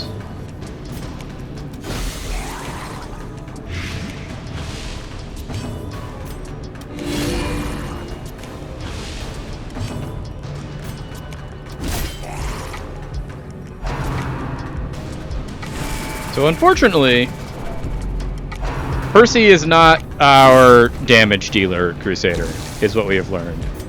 And we might have known that earlier. Excuse me. He has a high crit chance.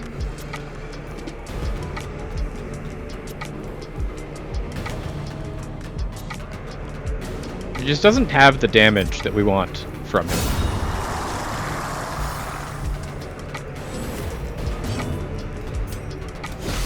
Okay, so this person's omega dead to their dot.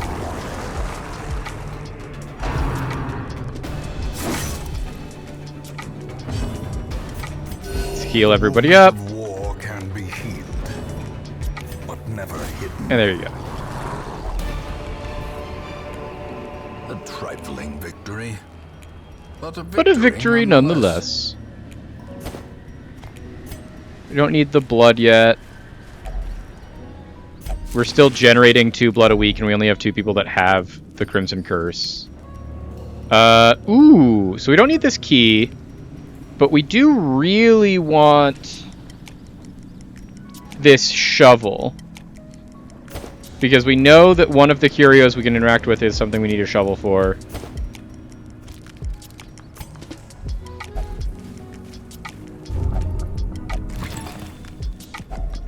Okay. Nothing there that we need.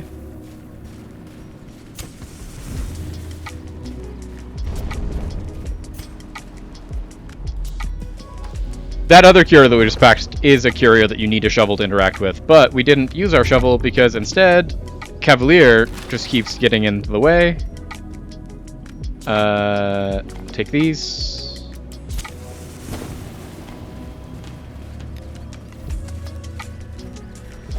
Okay, last fight, and then we will just go into the last room, activate the last curio, and be done with the dungeon.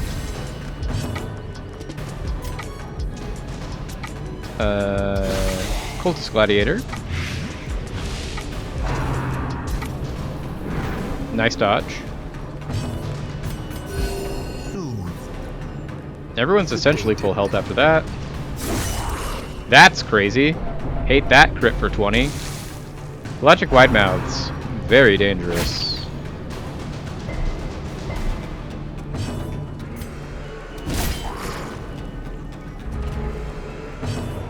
Okay. Kill the Enchantress.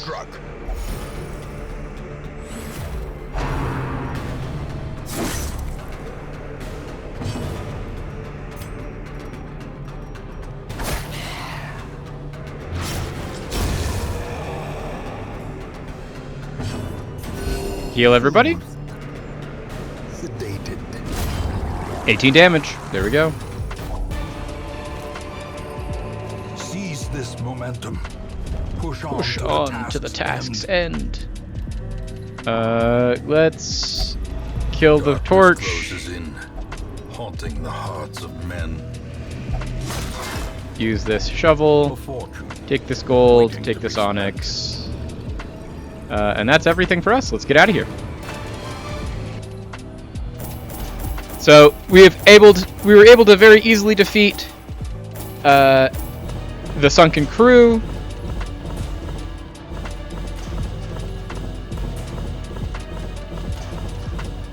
We got a lot of heirlooms, which is very important for us. 9 deeds, 18 crests from the quest reward. Looks like 56? Oh, 60? 60 crests. Nice. As we knew, all of these people have now hit level 5. Nocturnal Slugger sucks. We want to get rid of Nocturnal. Deadly is nice. Just plus 2% crit. Flat. In time, you will know the tragic extent of my failings.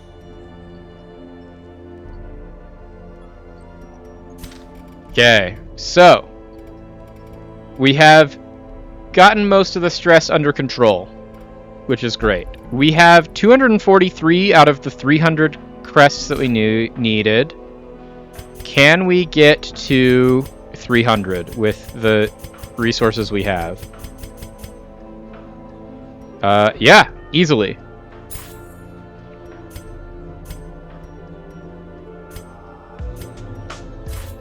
Okay, so the reason we're doing this is because we are going to now buy the Cartographer's Camp. So the Torchlight is more beneficial. We don't know exactly what that means from that light, but what it does mean is it's like we find more rewards, we scout more likely. So it's just essentially we've invested a whole bunch of resources into getting this, and the entire reason we did that is because it's going to get us more resources faster. And now we're going to start trying to, you know, top out some of these and build the rest of these buildings. Everything else at this point, we have less essentially things that we need to get at this point. We could get the puppet theater, and then we can get specific increases to various units. Performance hall might not be bad, although we don't usually use our jesters.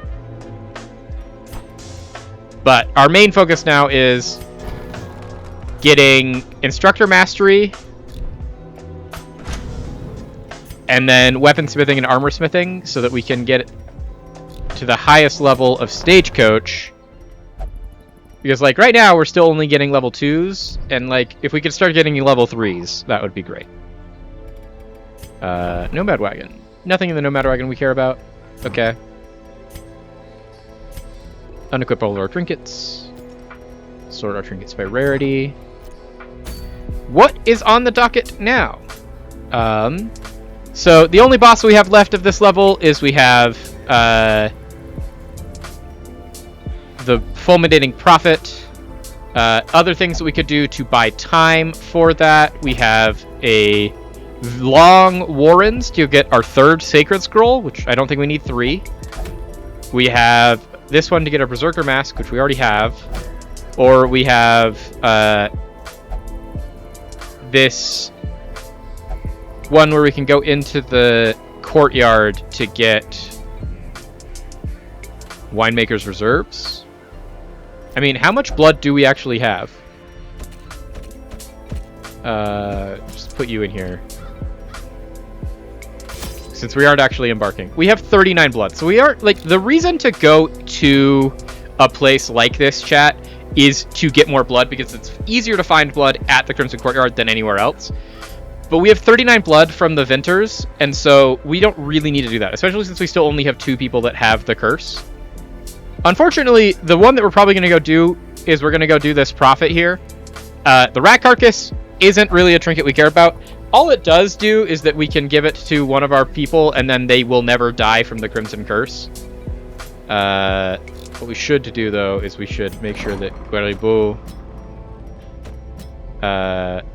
is getting his Grey Rot treated. So we're gonna just probably go do this Prophet, because there's nothing else for us to do. Which means that we need to get our Prophet team together.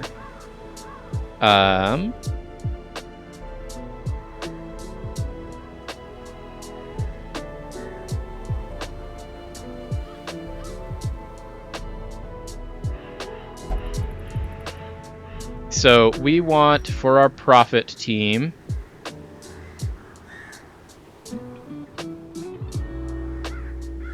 a Hellion. We have Tornville, who has Quick Reflexes, Ruins Explorer, Ruins Tactician, and Warrior of Light. So this is probably going to be our Hellion. We need our Man-at-Arms, Monsu. We need a Cultist. Colombiers is away. So we can't even do this because Colombier, for some reason, has decided to go on sabbatical. And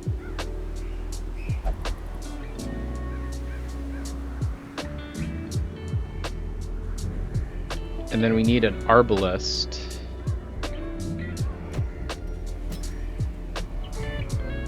So the unfortunate thing is that we don't have our thing. So we have to just buy time. We need to go do something, anything, to move a week and progress a week. So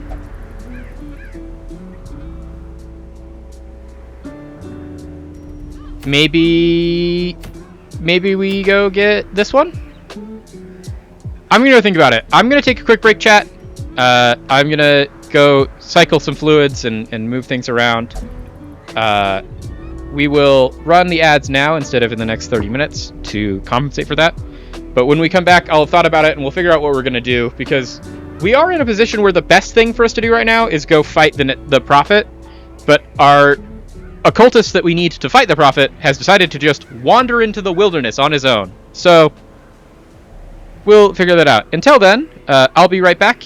Stand up, stretch, move around. I'm going to go blow my nose and cycle some fluids. Refill my water since I've emptied it. And we'll be back in a minute.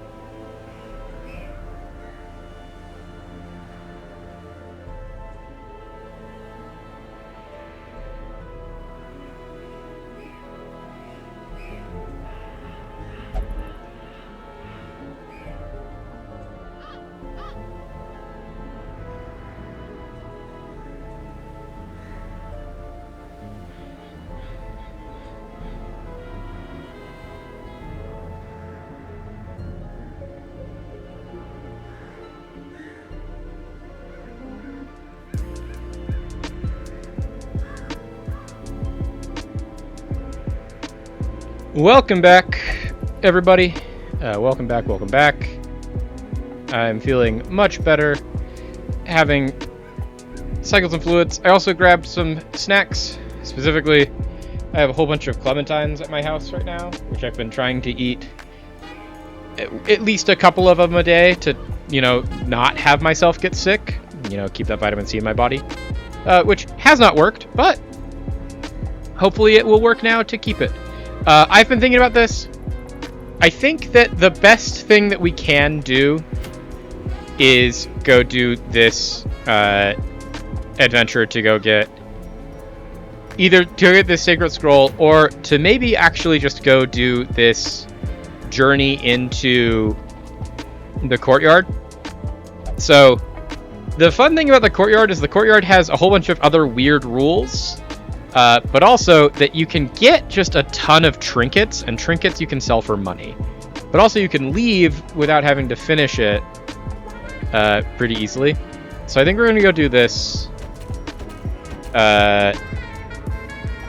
trip here. So let's bring in Lovett and Pippery.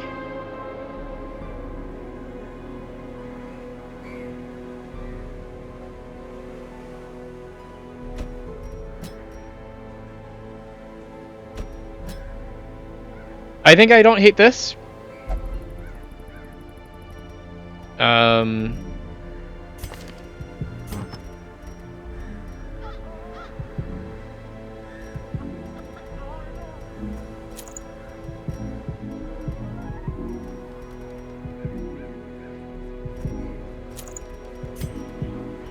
Get him with damage.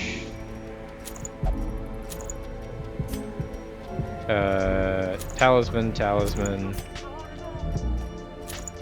Badge.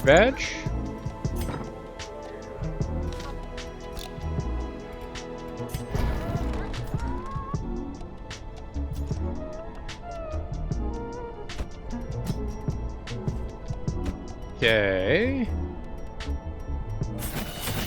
We want point blank shot on this one.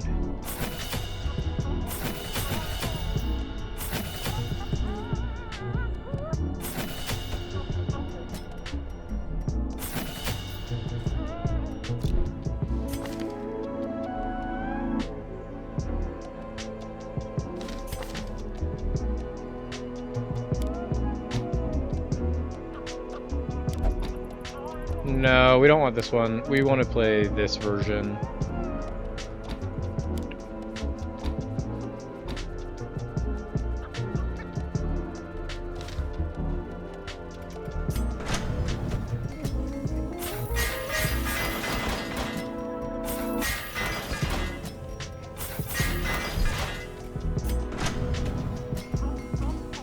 Okay, let's go do this. Once again, I don't necessarily... This is like the only second time that we've gone in here, so I don't actually know what we're supposed to bring into the courtyard. When we're not doing, like, let's go fight the Viscount or the Baron.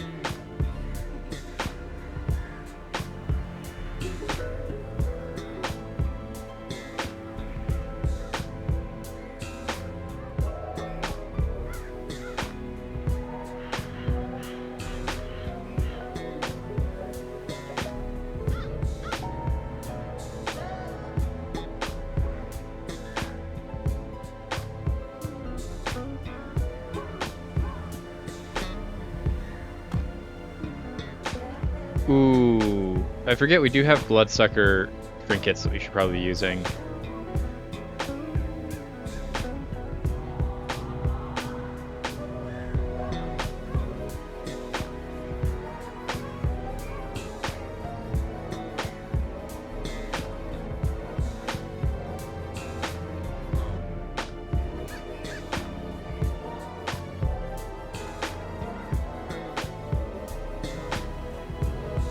I think we'll just try to figure this out on our own of what we should be bringing. It's a short, so let's bring...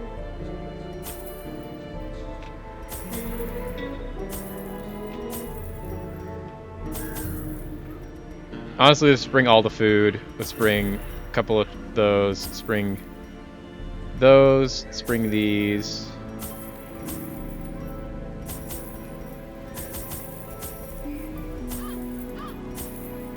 Try this. Let's just try this. Let's see what it is. We might have overbought, but I'd rather overbuy and not need it than underbuy and get absolutely screwed in the courtyard.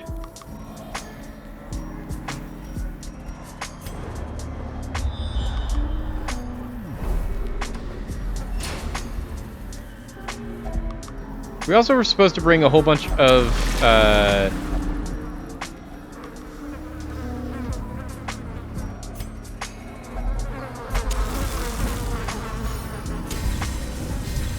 we were supposed to bring blood. We didn't bring any. Winemaker's Reserve.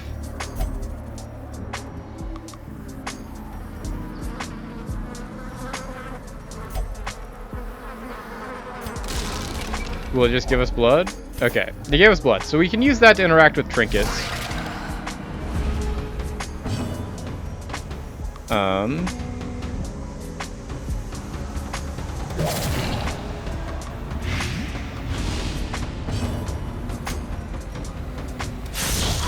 Courtesan.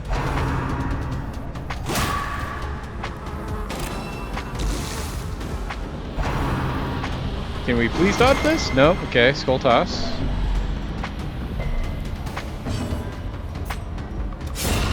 There we go. The onslaught. Destroy them all. Start healing myself, I guess.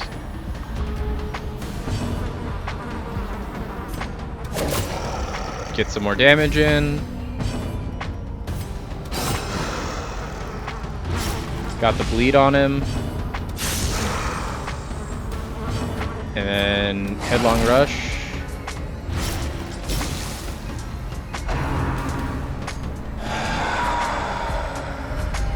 Festering fear consumes the mind. Just win this fight. There we go.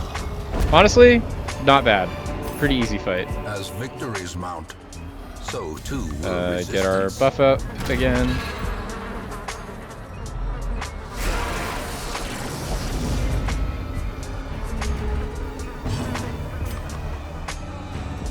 So nothing here can be blighted, essentially. So we're just gonna try and rush damage on these corpse eaters.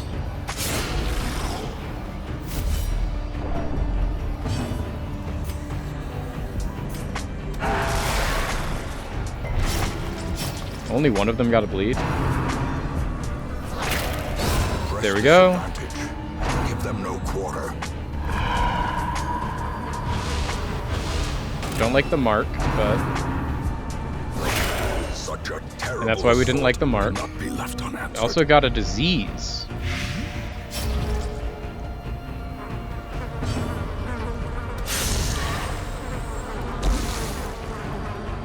We did bring anti-venom, so we can get rid of the anti-venom.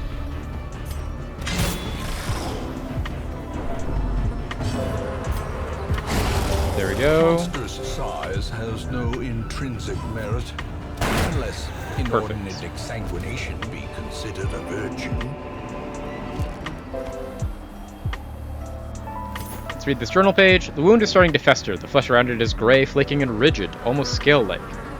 Ridged, almost scaled-like. As I write this, my breathing has taken on a hollow timbre, and it is more labored. My compatriots are laughing and tell me not to worry. It's just the salt mist in the air that pervades these caverns.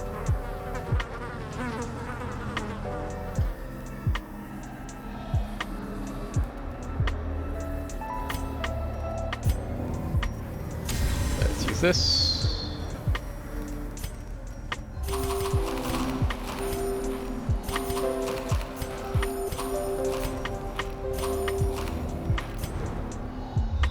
What can we scout? This is why we brought shovels.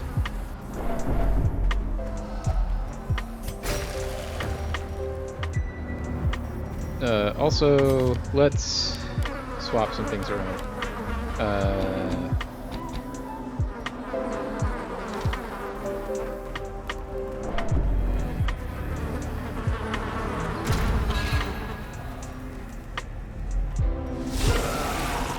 Okay, this sucks. This is a horrible fight.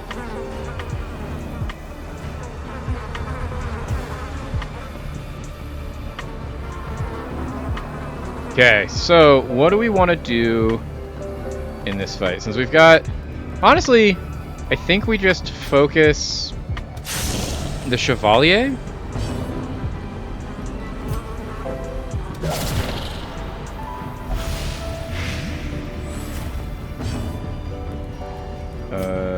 This is a room fight, so we have that going for us.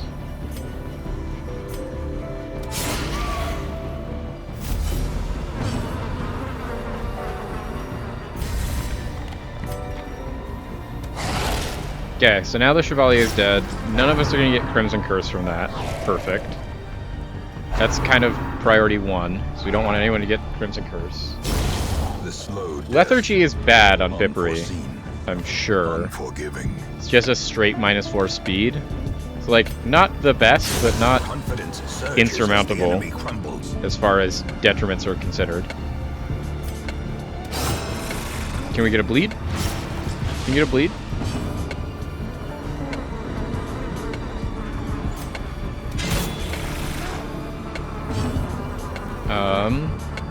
They just do more damage against bleeding enemies. Is most of those Houndmaster items.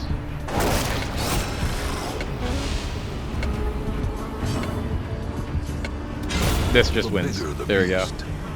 The greater the glory. We don't care about the dodgy sheath. We'll We'll just grab the blood. And then grab more crests.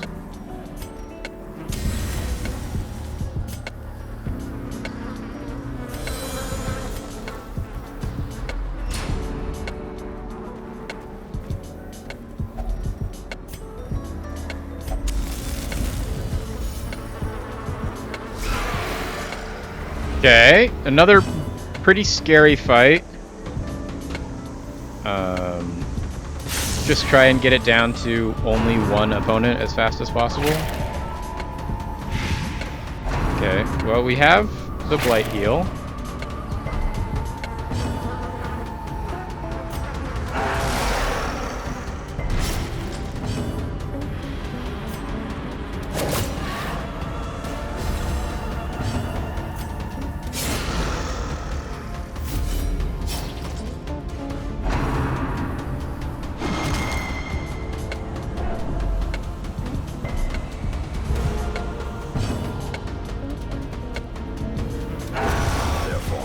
Is broken. Maintain the offensive. Nice, good dodge. This is what we bring anti-venom for.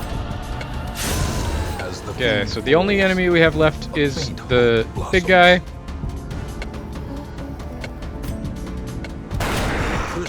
Crit's massive.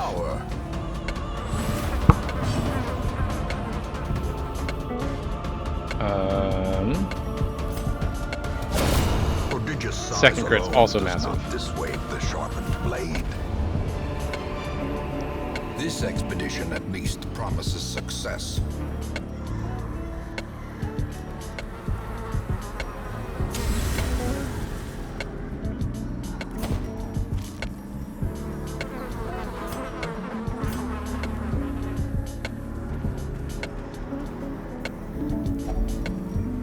We give the shrew some blood. He gives us some trinkets. Neither of those are trinkets we care about.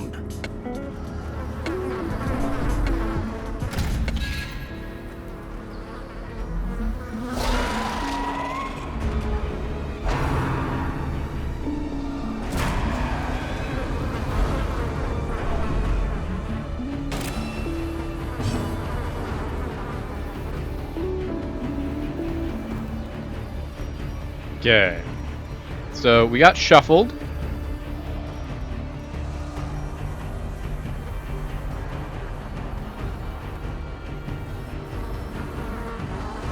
So I think what we need to do is kill this manservant first.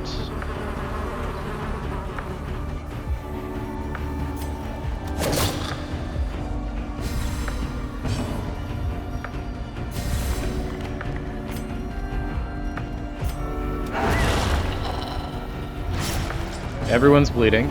Love that. Annihilate. Okay, so now it's just chevaliers.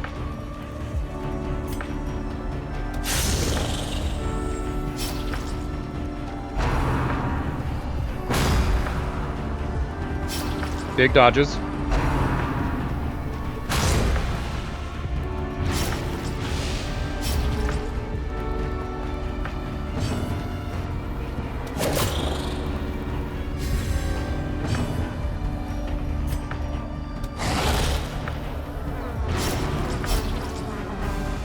We do have band-aids.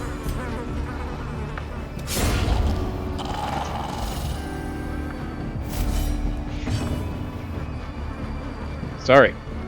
Bless me, chat.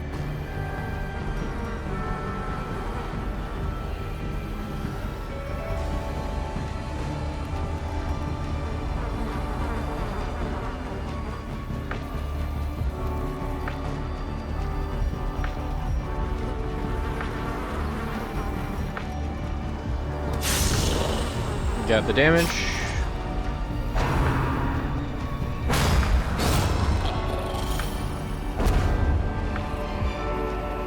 Success so clearly in view. Or is it merely a trick of the light?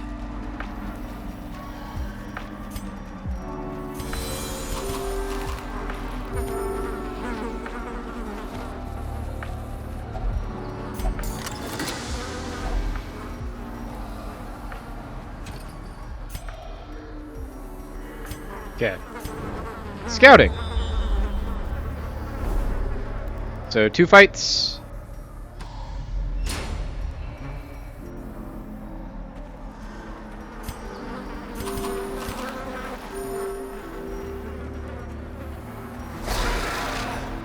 Here's the first one.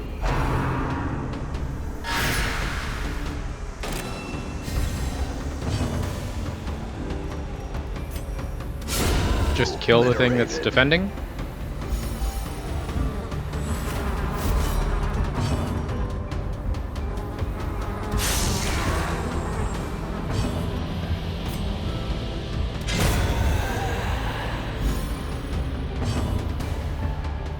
Can we target missile? Because that makes kind of all of our heroes better. The horror. There we go.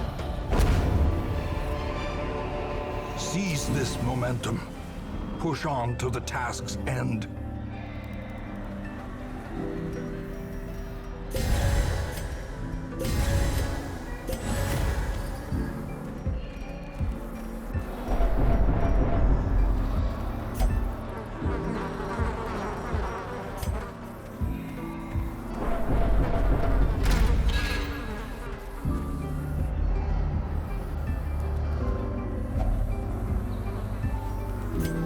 Get the blood.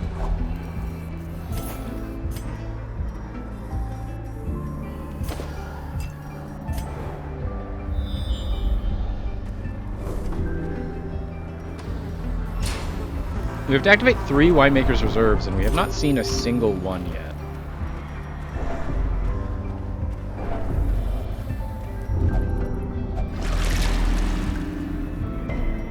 You resisted the blood. We'll take that.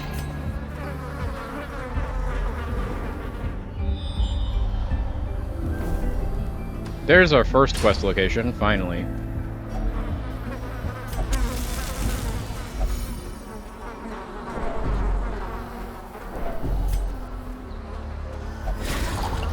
I couldn't even see that. Watch your step. Because, like, we have the, like, never get caught in a trap ever comp. And so I was looking for it, and I just literally, I could not see the trap on the map. Like, I could see it on the map, I couldn't see it on the screen.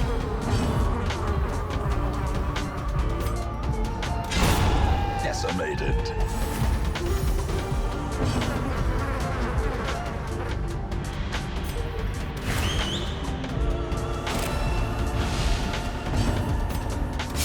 Eradicated. There we go.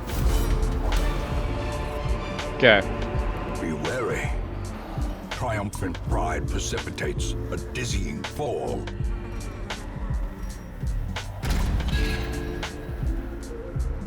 Here comes.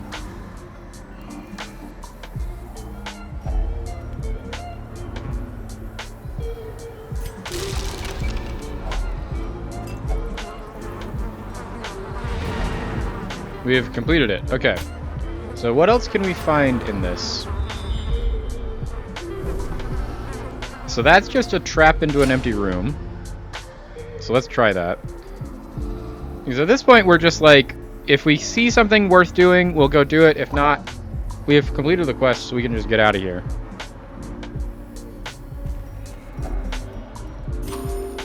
But really, it's just like a... I want to see if we can see this trap on the ground so I can...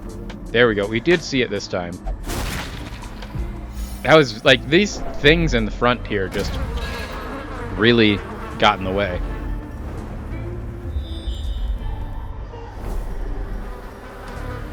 Okay, trapped Curio. We can go get those.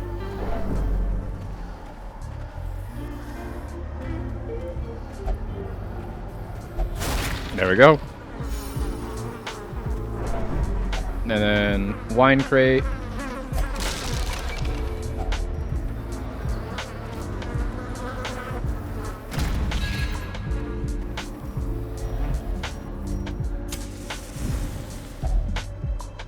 Gathered close in tenuous firelight and uneasy companionship.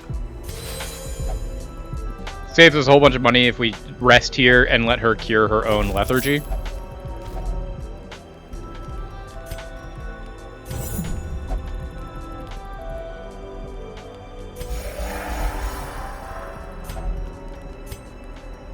And we'll just be done.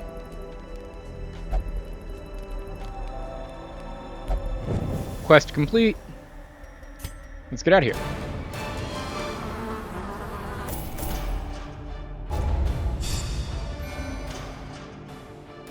Pippery is almost to level 4 now. Love Irrepressible. Irrepressible is huge. You answered the letter. Now, like me, you Columbiers are apparently part of was this just place. in here praying again last week. Don't know why he took 2 weeks to pray, but...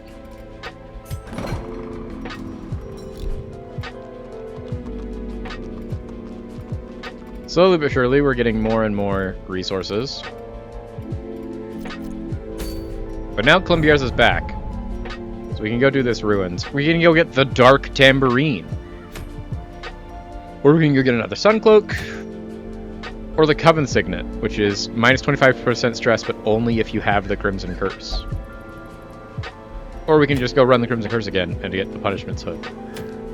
But I think we're going to go do the Prophet now, chat. We got about an hour left to stream. Let's get through all the rest of the veteran bosses.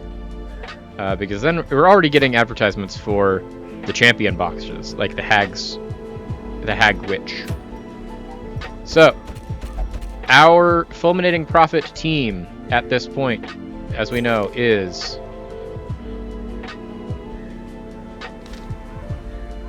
Tornville. Very good damage. It is our man-at-arms Monceau. It is Columbier. And then Cuervo, do you still have rabies? Cuervo still has rabies. And then in our last position, it is Solaires or Digby.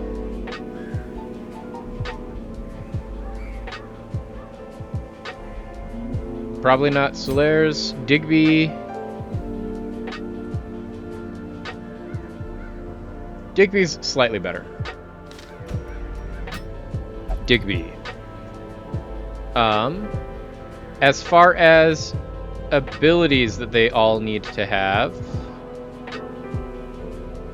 We want our Hellion to have Iron Swan and Adrenaline Rush. We have Adrenaline Rush and we have Iron Swan. Perfect. We need him to have Defender, which he has, and Bolster, which he does. We want Vulnerability Hex, our Abyssal Artillery, and Weird. I will also take Weakening Curse, I think. If we don't end up needing Weakening Curse, we can take Sacrificial Step. Then Arbalist, we want Sniper Shot and Battlefield Bandage. I will also take Rallying Flare and Sniper's Mark, just to be safe.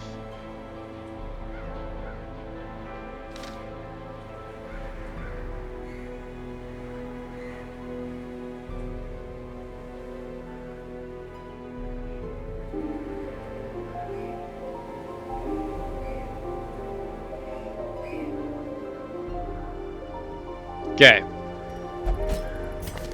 The very specific thing here is that we never want to use Rampart. Even if it's a very good ability, we just don't want to be shuffling them. We always want to keep the Prophet in the back so that we can Iron Swan them every single time.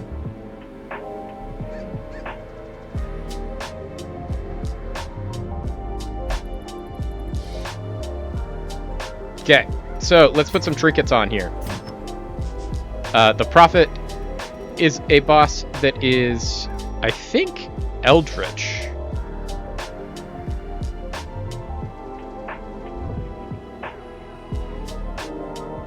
Not Unholy. No, it is Unholy. Okay. So then we want to bring things that are good against Unholy.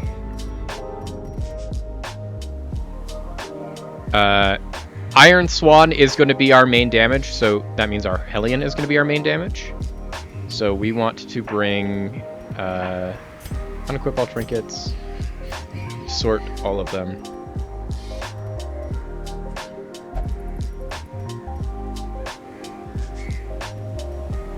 Let's bring Bracer, Unholy Slayer.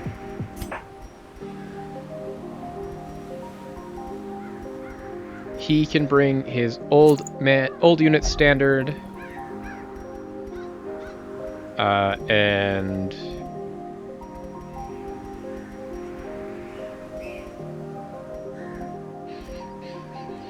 Tough Ring.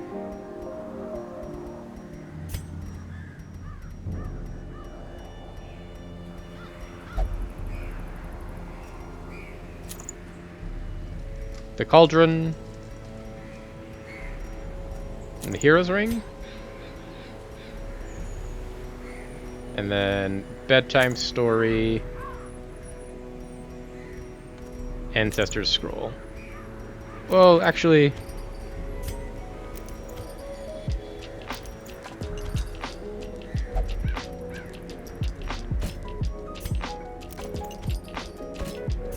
You're our healer, so let's give you your healer stuff. And then you can have Bedtime Story. And Dismas Head. Secondary damage. Okay.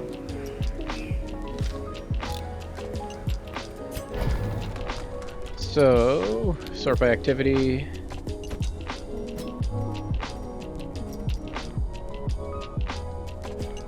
Got all the stuff we need there. We got all the stuff we need here.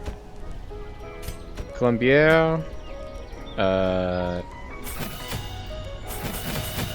Buff all those. Digby. We're good.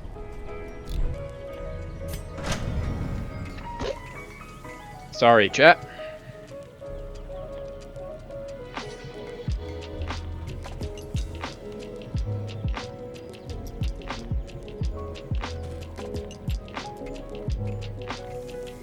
Blowing my nose.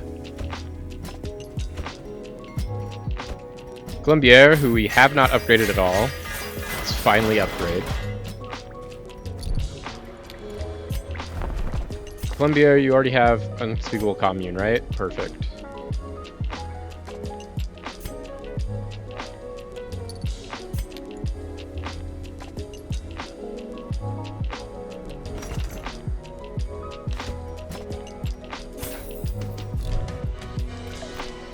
Okay, let's go, chat. We're gonna go try and kill this final boss at the end of the stream. This is a medium ruins.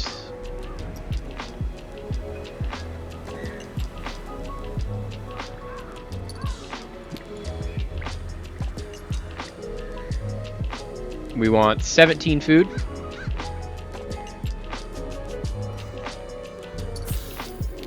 There's 17 food. We want 15 torches. We want 2 keys. We want 3 shovels. And we want 4 holy water.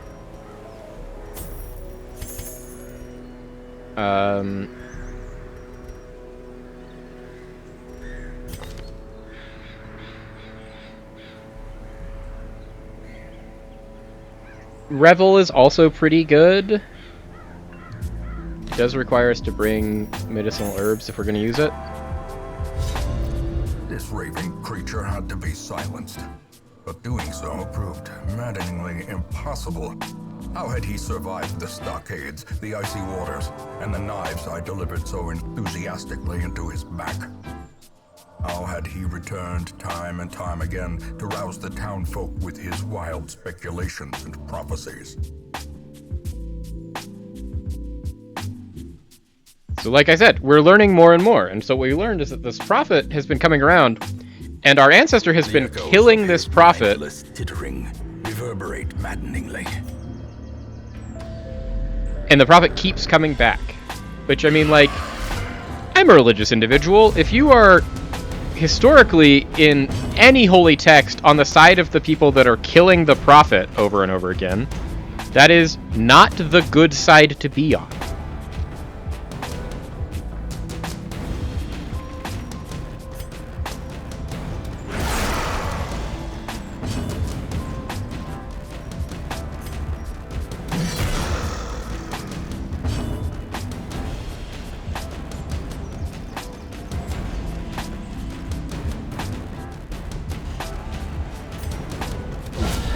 Powerful blow.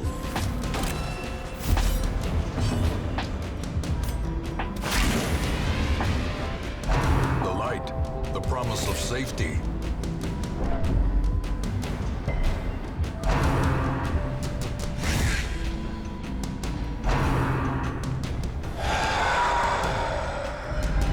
Gnawing uncertainty. The horror is annoying. The birthplace of dread. Because we got a lot of good things going on here. One of the things that we don't have going on in this comp is any stress heal.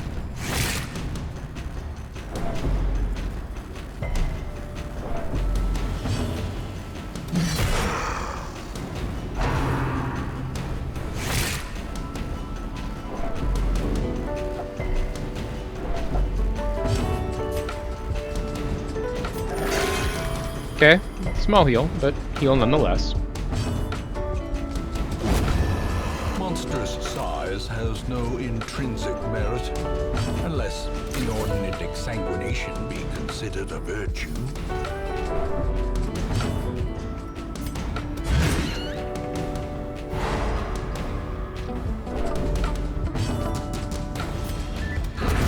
There we go. Surges as the enemy crumbles.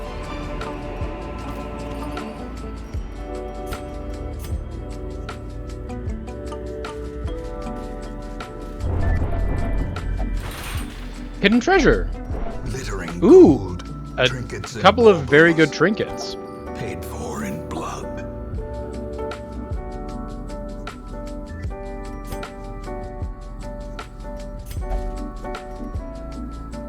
So we got Mooncloak and Paralyzer's Crest. Just for free out of this. The way is lit. The path is clear. We require only the strength to follow it.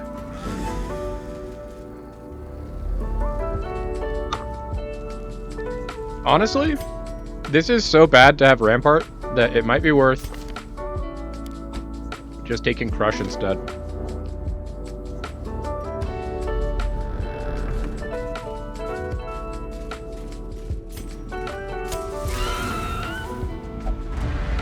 We got surprised, no! Another one falls.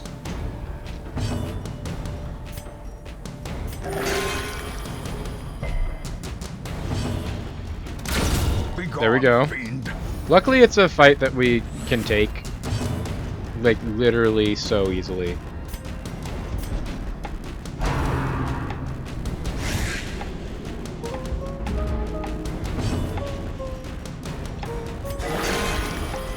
Massive crit.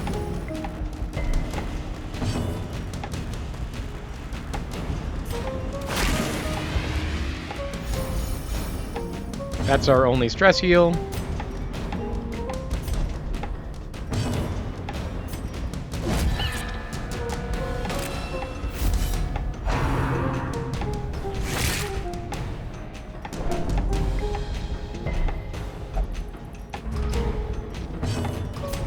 There we go. We got there. We got there in the long run. Success so clearly in view. Or is it merely a trick of the light? Pack was already looted. Okay, Scout's huge here. Let's go get this treasure. Just verify that this isn't the Prophet is the main reason why we're headed this way.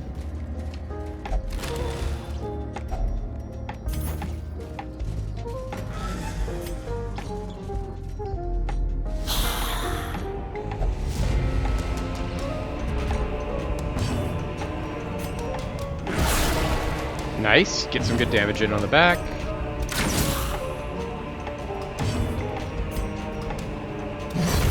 Nice.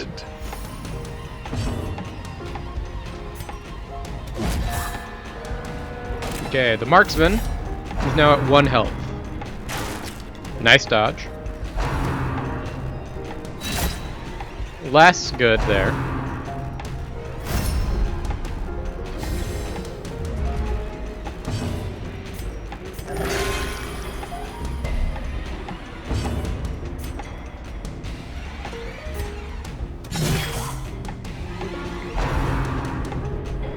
There we go. That'll kill him. Our Arbalest goes first. We will reveal the guy that's stealthed. Nice. Nice crush. Destroy them all. Heal.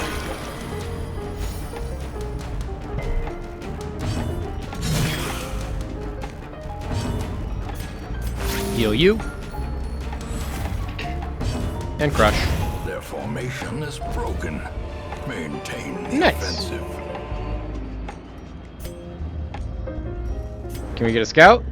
Is this going to be a prophet? It's not a prophet. Perfect.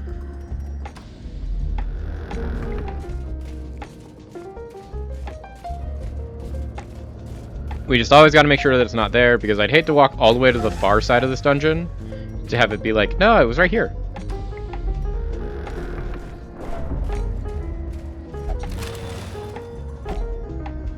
There we go.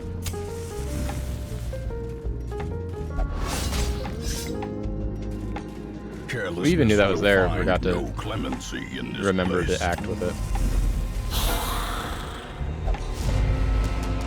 So this is a really easy fight. We just have to kill these nobles. We are going to have to start off by healing ourselves because we stepped into that trap we shouldn't have stepped into. There we go.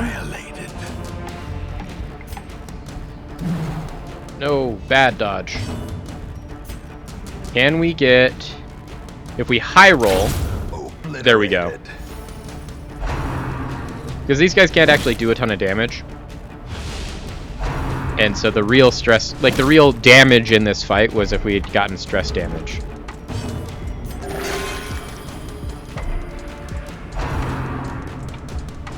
Nice dodge. There we go. There we go. Like I said, easy fight.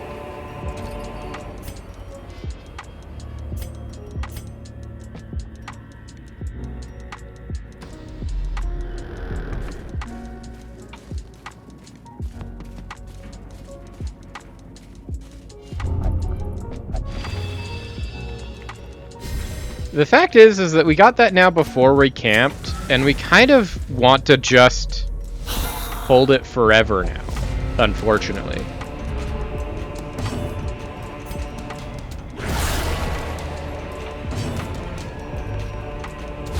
Press this advantage. Kill the guy that can do any real damage. Unfortunately, we crit, so now we can't Iron Swan.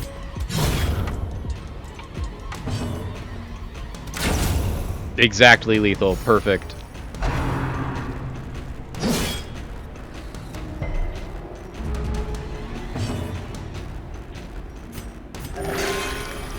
Okay, so we're just trying to do damage at this point. Perfect. Got it. Be wary. Triumphant pride precipitates a dizzying fall.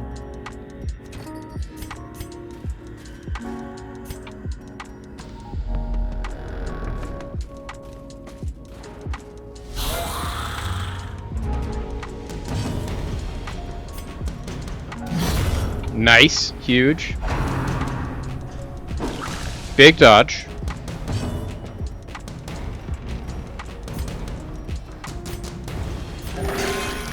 Huge heal. Don't like that. Couldn't get the kill. Maybe we should have Abyssal Artilleried with him.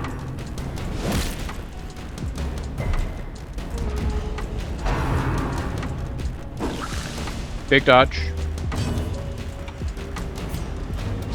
There we go. Yeah, it gets enough damage. That's all that matters.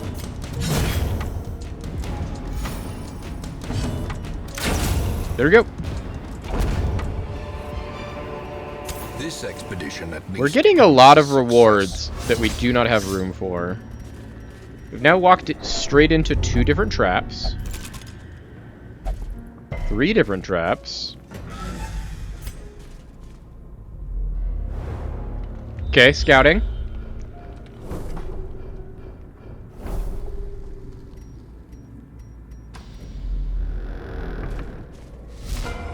No, a collector fight. Damned. Piled high Why? and Why a corrupted collector by fight? Okay, random hallway collector fight. I think we have to start with just vulnerability hex.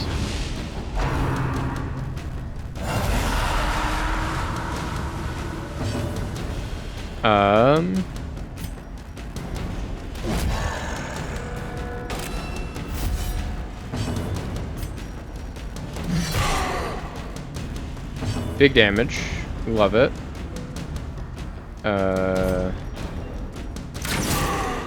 Big damage. We're just trying to damage race him, I think.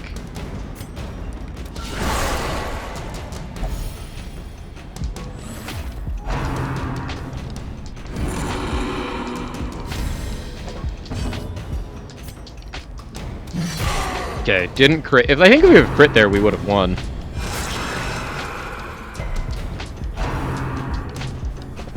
Don't love that they are life stealing.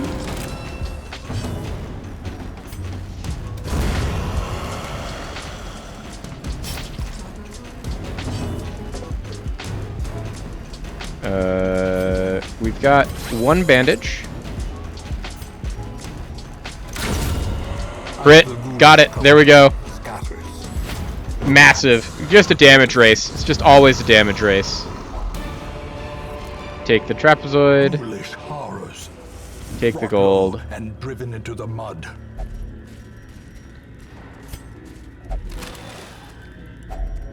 If only treasure could staunch the flow of otherworldly corruption.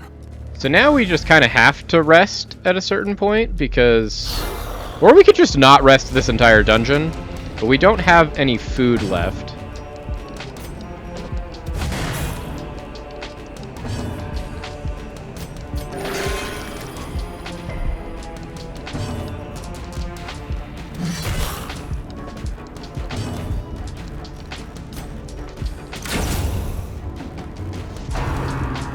Spear thrust.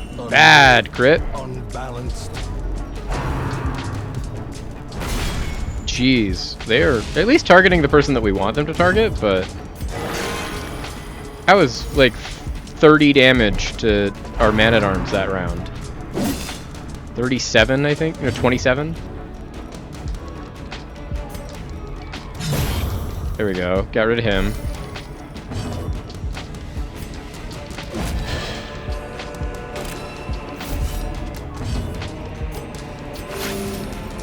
Get the heal buff so we can heal you more.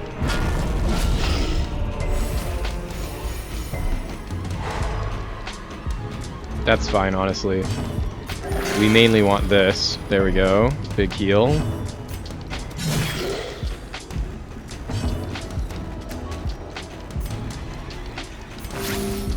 Heal yourself.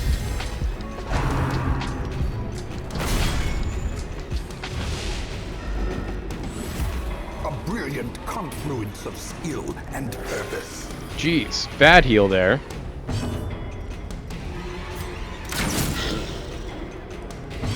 There we go, there we go. Okay, we got out of this fight. Perhaps the turning point. Grab you. We'll camp. Gathered close in tenuous firelight. And grab uneasy this. Companionship.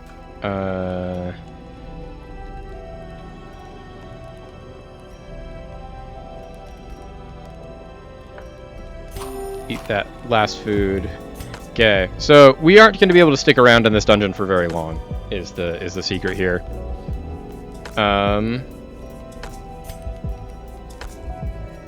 We need to do Unspeakable Commune.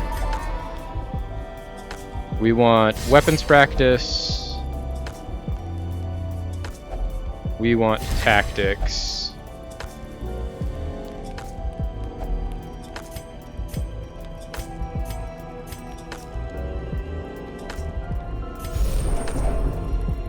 There we go. We lost our 20% damage buff. Victory. A fortune waiting to be spent.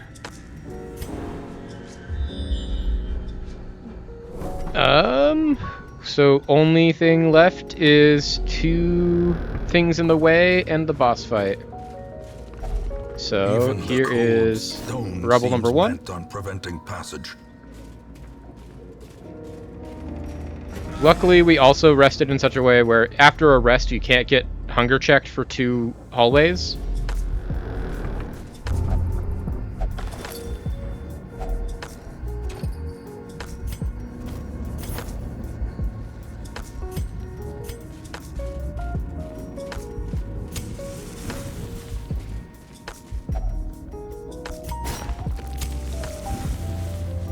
Okay, so here is the prophet fight, chat. The madman hides there, behind the pews, spouting his mindless drivel.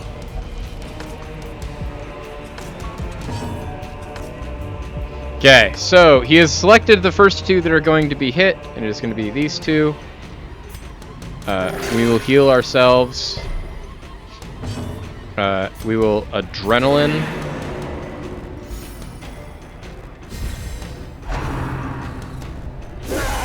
Grievous injury. Palpable fear. Mark you. Get our damage up as much as possible. And then we will guard for this rubble. Apparently guard doesn't protect from the rubble of ruin. From becoming unwound. At least we protected from that. This is honestly the worst way that this could start.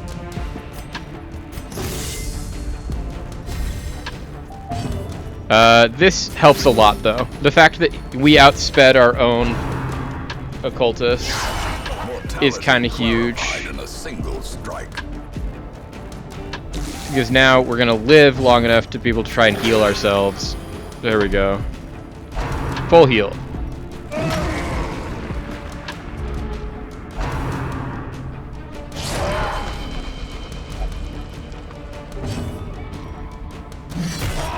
Nice.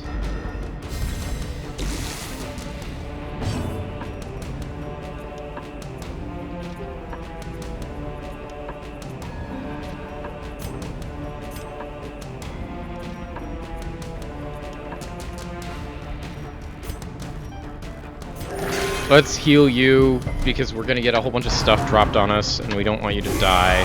Death waits for the slightest lapse in concentration. Good damage. Good damage. Rebel of Ruin. Once again, Colombiers knocked immediately to death's door by this. Okay. Tourneville being the one that's prognosticated on is honestly fine. They can take the damage.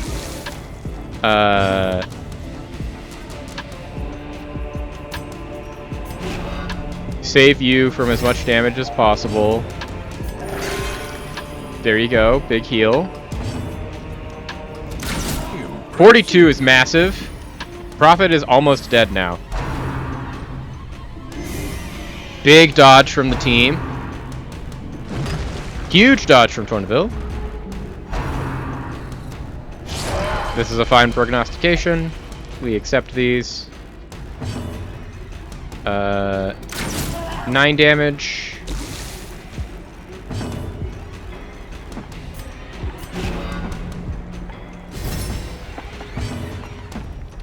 Iron Sword, and that's it, chat. That's a victory. I care not, so long as he remains dead. A trifling victory, but a victory nonetheless. Pick that up.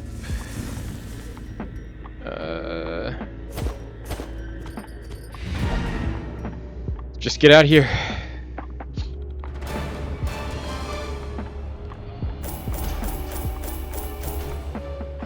Well, that's all of the bosses up through Veteran. Now we just have to start getting ready for the champions and then the darkest dungeons.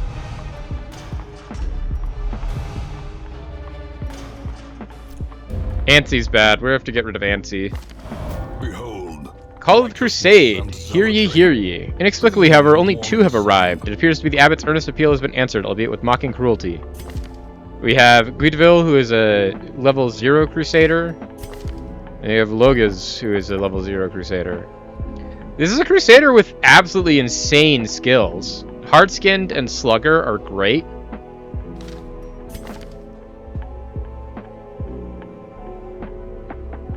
But, like, we don't need a level 0 Crusader. Cool.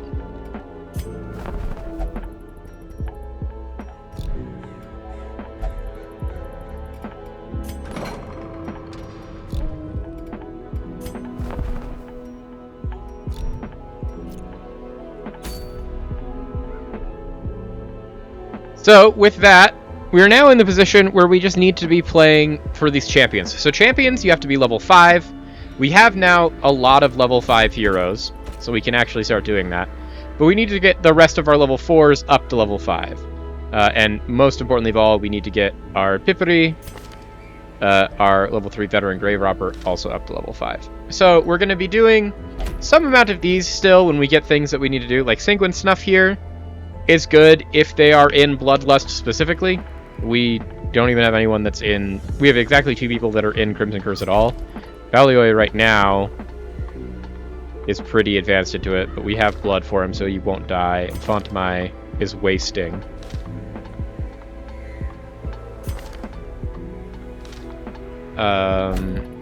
This would get us another Sacred Scroll. We already have Sacred Scrolls. This would get us a Gambler's Charm, which we don't need. We could go try and kill the Necromancer Lord. But I don't know that we want to just run Necromancer right into second Necromancer. We don't need to get a Legendary Bracer. This could get us the Rat Carcass. Candle of Life and a Hag Fight. We can now go kill the Shrieker. If you defeat the Shrieker, it gets you back lost trinkets. We haven't lost any trinkets, because while we've had heroes die in such a way that we've been able to bring our trinkets back out with us, and we've never had a party wipe. So we don't really need to take a Shrieker fight. And we don't really even need a Hero's Ring. So, like, we're in a weird situation of, like, we don't really need any of these items, or want really any of these items. Kind of the thing that we'd want the most is maybe this Necromancer or this Hag. Are there either of those two teams that we could just go take right now? Like, is there any of those that we could just... Necromancer. L3 Necromancer, we'd want Crusader, Highwayman, Plague Doctor, Vestal. We've got...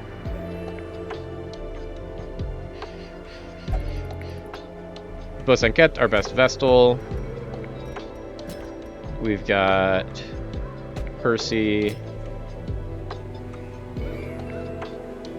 Although we won't even take Percy, we won't just take Renaud. Percy doesn't do damage.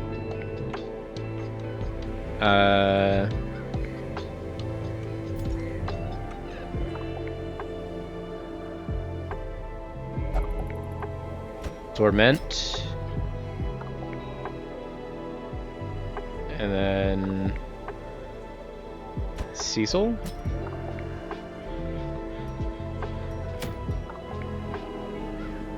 This is all 4s and 5s.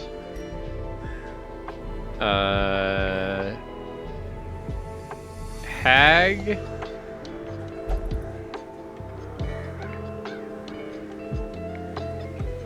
We'd want Hellion, Bounty Hunter, Occultist, Arbalist, which we do now have more than one Occultist, so we don't have to just keep bringing Colombier. We can also start bringing Tourneville. Let's do the things that we know we have to do first. We're skipping too many steps ahead. First things first, one of the things that we know we have to do is that we need to get Digby?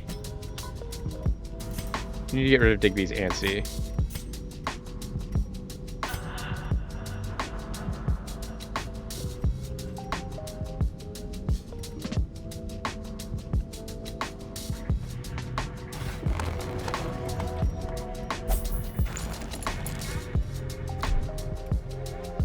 Because we don't need them just getting 20 stress every single turn. But we don't have a bad team here to go try and take Necromancer. And Necromancer gets us Necromancer's Collar, 20% damage versus Unholy, 8% crit versus Unholy. We just need... Smite and Stunning Blow. We've got Smite and Stunning Blow. We also have Holy Lance and Healing Cry, should we need it. Torment. We want Pistol Shot and Open Vein, which we have Pistol Shot and we have Open Vein. Plague Doctor, Noxious Blast, and Plague Grenade. And then Vestal with Heal, Shining Light, and Judgment.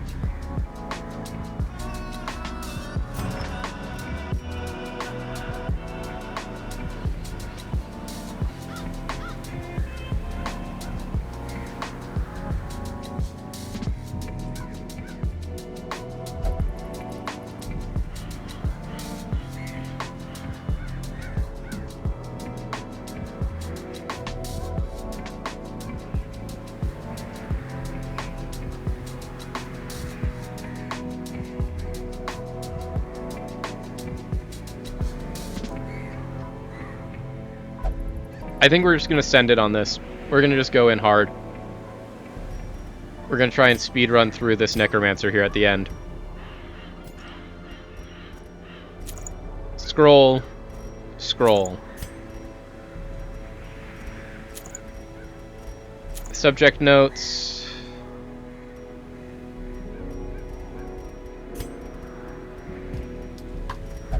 Dismas Head. Legendary Bracer.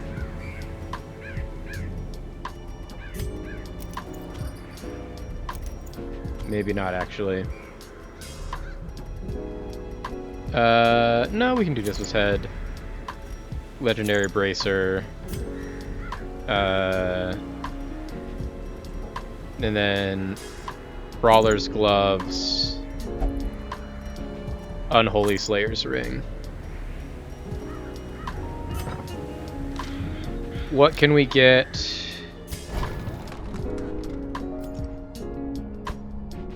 Reynold already has everything we want from him. Torment. Same. Cecil.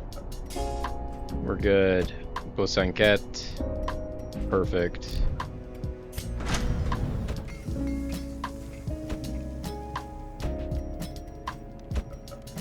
Perfect. Okay, we're just gonna blitz into this. So, this is a medium champion.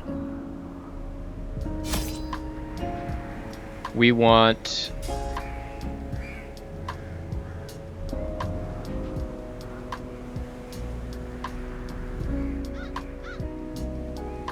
$17 food.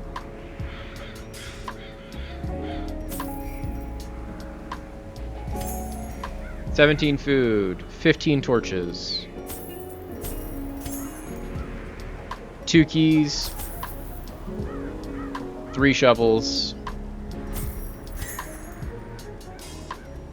4 holy water. Okay, we're just gonna run it, chat.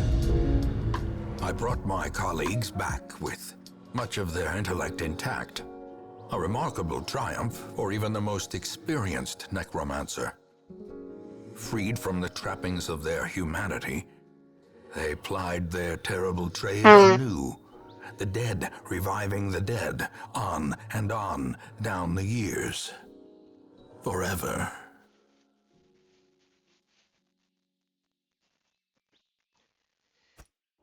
A devil walks these halls. Only the mad or the desperate go in search of him.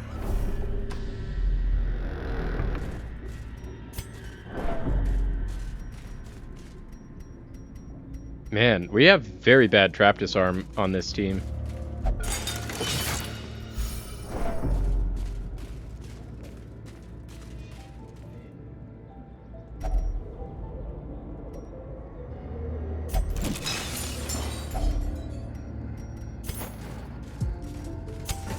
As the light gains purchase, spirits are lifted, and purpose. So now we made get to clear. get our first experience of Tier 3 enemies. So we have our Bloodletter, he's back, but now he's better than ever. We have the Brigand Raider, who's now even better than before. And now we have the Brigand Hunter, who is the same as all of the previous enemies, but they're just going to have more HP, they're going to do more damage.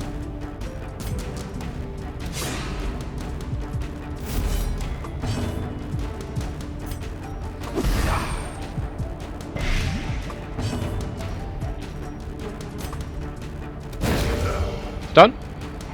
The match is struck. A blazing star is born.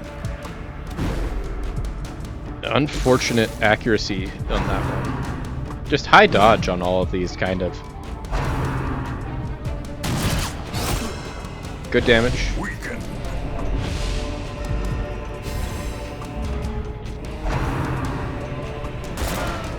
Nice dodges all around. Let's get even more blight stacked up. Point blank shot. Ooh, and we got the knockback. Perfect. And then heal everybody up.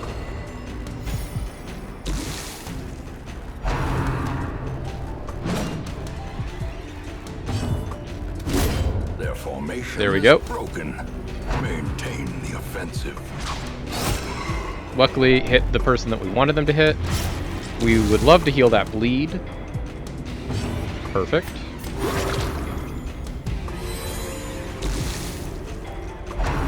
Blanket fire. Unfortunate dodge on their end. The will to fight falters. There we go. Ringing Hate to see that. blurred vision. But we can just heal that all off. Perfect.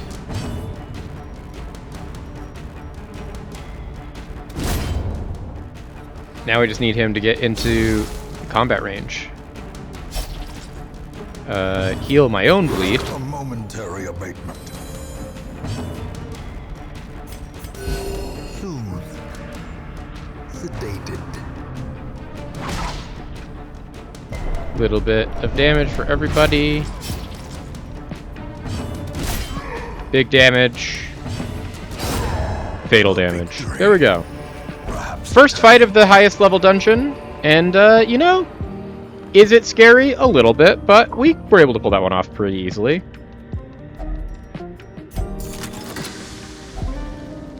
Take all those. Unfortunately, we did not get to scout. Honestly, I love that. We got this fight before we got this next bleed tick, which means that we can heal this bleed tick before we actually get it, which is massive. So we don't even have to deal with it. Let's just kill the guy that's still alive that we can see. Continue the onslaught. Destroy them all. And then that all just is essentially the same amount of damage across the entire team that we would heal with our Vestal. So we're fine just taking that kind of damage. Yeah, perfect.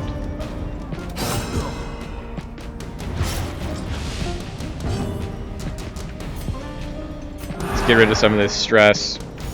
The light, the promise of safety. And let's heal all of that. Ooh, unfortunate dodge. We don't really have anyone that we need to heal, so let's just... Can we get enough damage? Perfect. Falls, a faint hope blossoms. I'll take that. Be wary.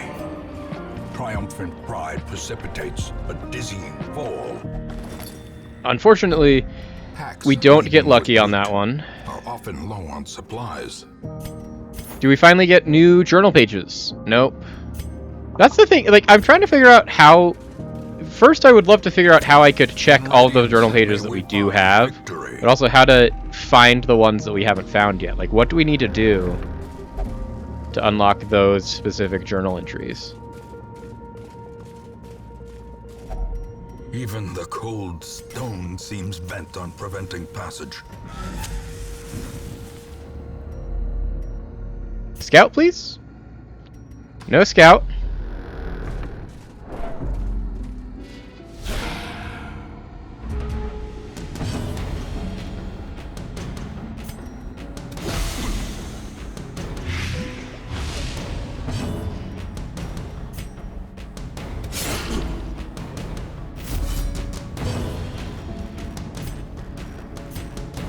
Stunned? Decisive Okay. pummeling. He's essentially dead at this point already.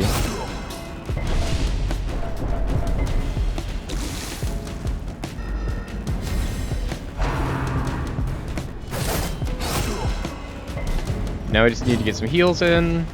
Start with you. The way is lit. The path is clear. We require only the strength to follow it.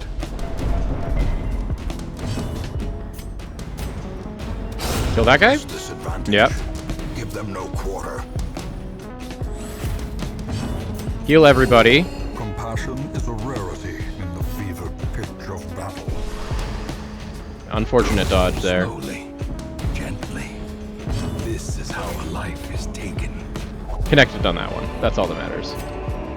As We are victories getting mount, so many so too will rewards. resistance. truly so many. Hate this. Hate this so much. Since now, even the Bloodsuckers have crazy, crazy stats. A singular strike. So, like, this Sycophant has 23 hit points. Cecil, please don't get the curse. Nice. Heal everybody up.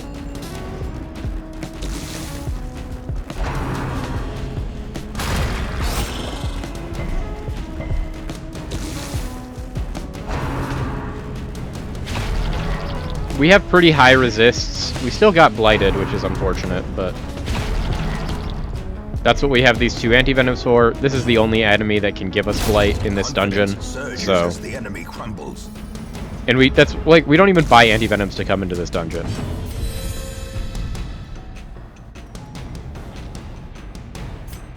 Can we get even more? No, dodge.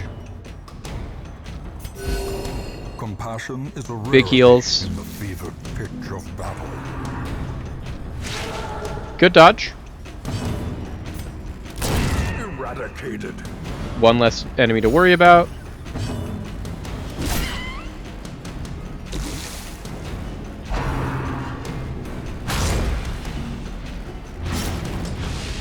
Okay, bleed we can deal with. Nice dodge. Let's heal this bleed, so we don't have to worry about the bleed at all.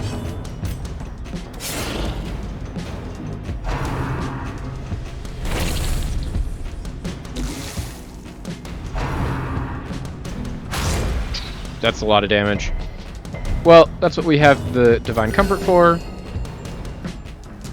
Big heals. All that's left is this Chevalier.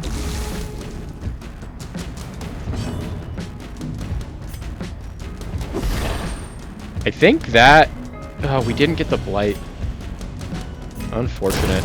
If we'd gotten the Blight, that would have killed him, since it's a 5-point Blight. Heal everyone up. Everyone's at full HP again. Can we do 5 damage? There we go. Perfect. Seize this momentum. Push on to the task's end.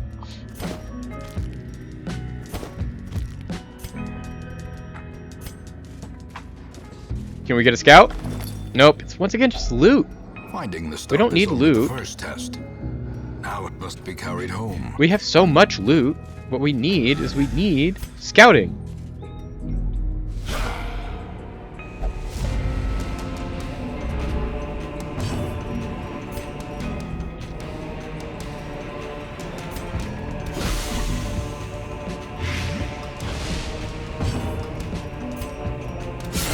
Precision. That's a good amount of damage. We like that.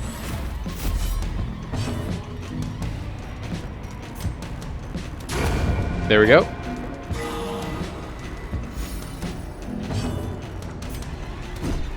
Oh, bad dodge.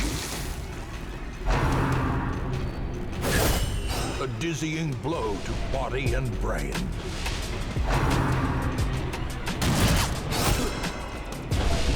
Diminished.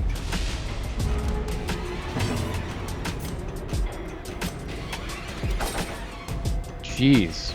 We cannot hit anything to save our lives.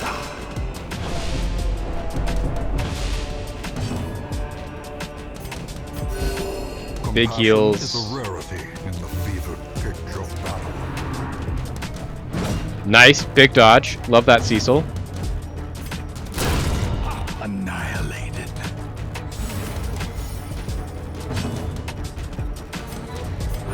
The wounds of war Not a great can be heal. healed, But we'll take it. but never hidden.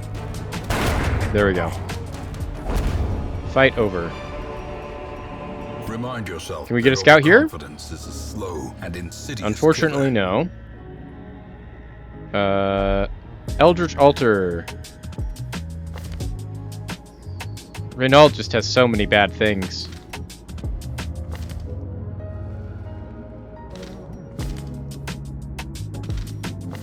Yeah, I think we just have to get rid of Renault's. Got rid of Germaphobe. It's not one of the ones that we really cared about him having, but it's still better than him having literally a full thing of bad. Good to remember that's here. If we can come back and get that after we camp.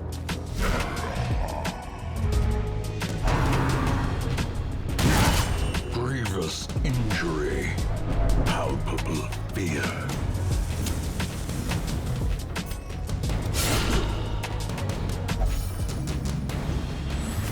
A time to perform beyond one's... Okay, we can hopefully get the kill here. There we go. One less enemy. Because we can see that one, we can blight that guy. Just start team healing again.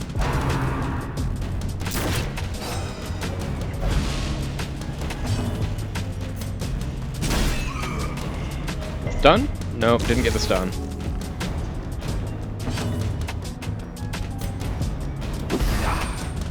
Okay, he's got 10 points per round on him.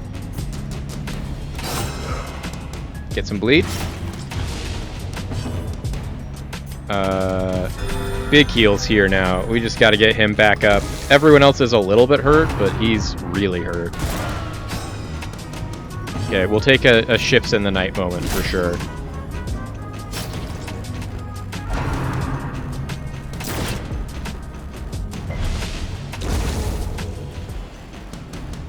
He's dead to his dot. Perfect. Unforgiving.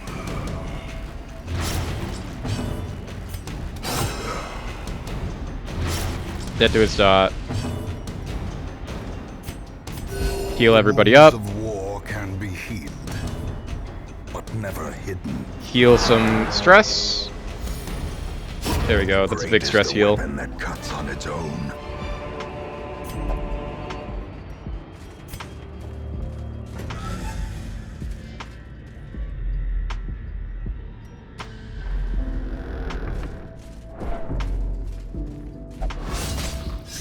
Jeez, we are not scouting anything, and it is annoying. Can we get a scout out of this? No, it's once again just more loot.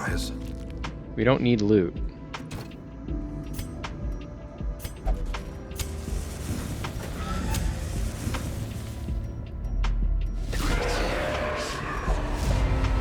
It's another just free quirk removal.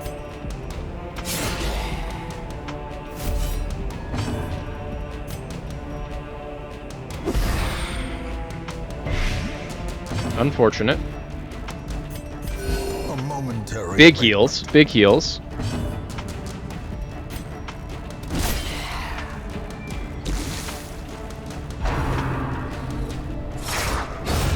Massive crit.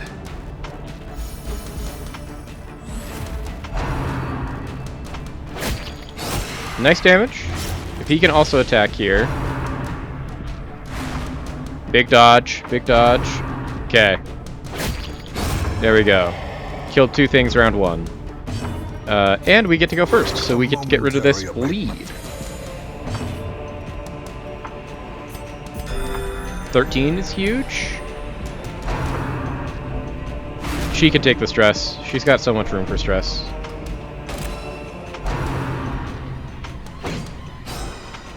Take a double dodge, especially since it moves him into kill range.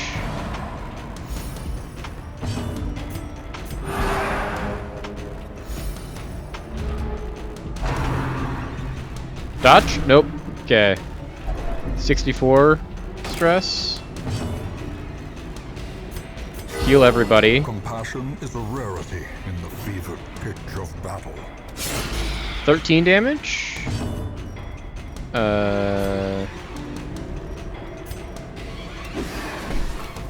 Not a great dodge.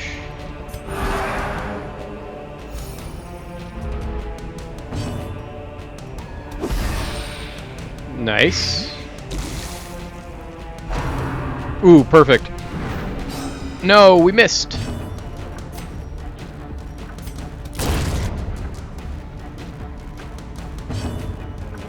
Okay, now everyone's fully healed.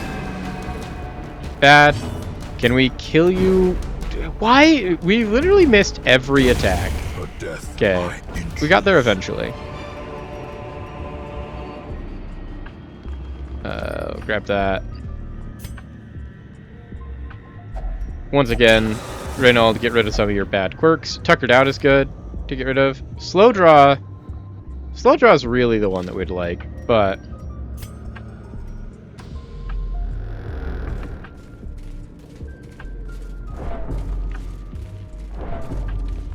Okay, so we still have a shovel. That's good. Without tools of iron, you must rely on Apparently, flesh, even though I an clicked to use it, it didn't purpose. use it.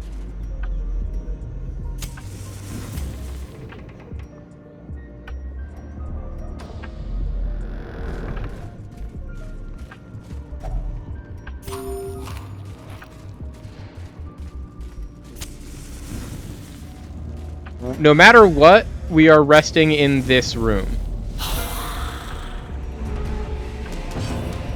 Okay, so just get some blight into the back line.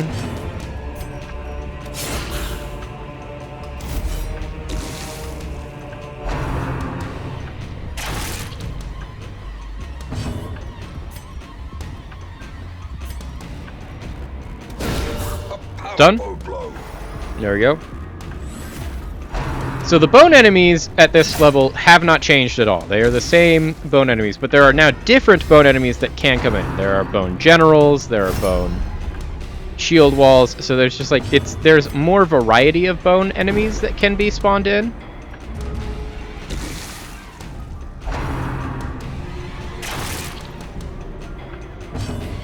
This fight we just got lucky in that it's the exact same bone enemies we've known the entire time.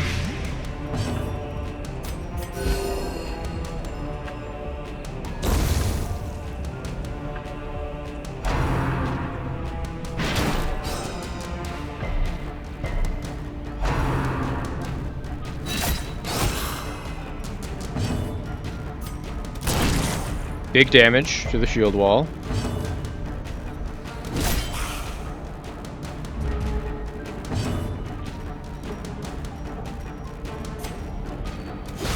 That should kill the shield wall. No, he resisted. Big dodge.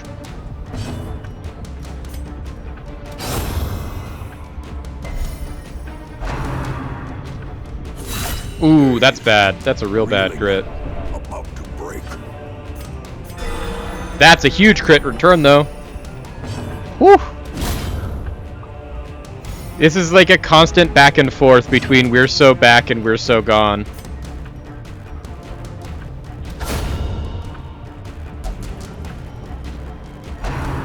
Bayonet jab, we love. Heal everybody. There we go. These nightmarish creatures can be felled. They So can we're be going beaten. to sleep here.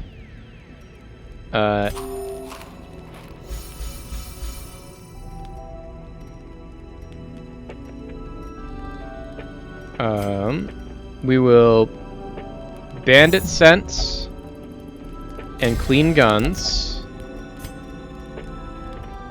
and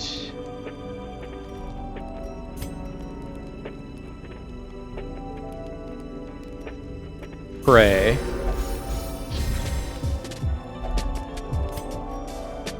And I guess we'll just give ourselves the cure since there was nothing else we could do for one.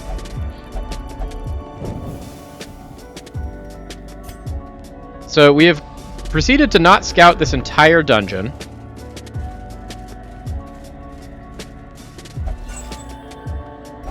Wealth beyond measure, awarded to the brave and the foolhardy alike. So either one of these could be... Okay. So we are blind walking into any one of these fights potentially being the Necromancer. Destroyed. Now the maggots are even more powerful, which, you know, love to see that.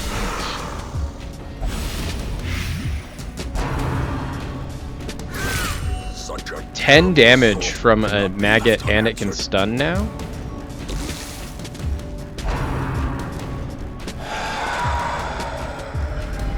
gnawing uncertainty, the birthplace of dread. just heal you up.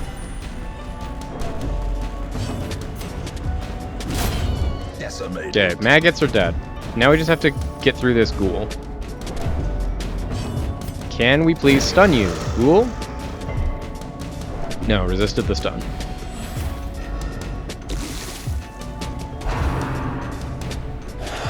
Big dodge. Love that dodge. Point blank. Smite. 8 damage. We just need to do 8 damage. Unfortunate dodge there. Big crit though. Falls. Ghoulish horrors. Brought low and driven into the mud. Okay, it's 6 o'clock, but we're gonna still finish out this dungeon, chat.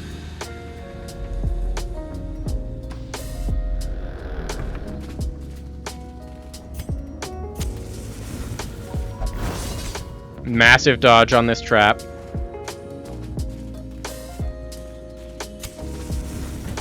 Is this our necromancer? Yes, we have found him. Terrible. Nightmare-made material. Okay. We are gonna just try and blitz through this. So.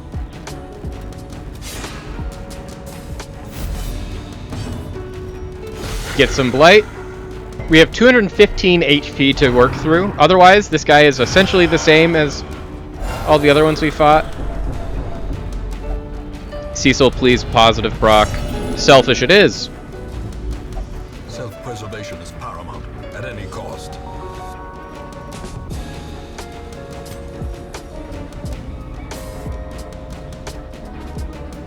Can we get a stun?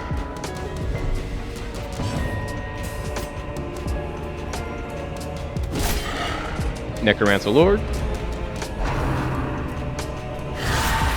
That's some pretty bad damage.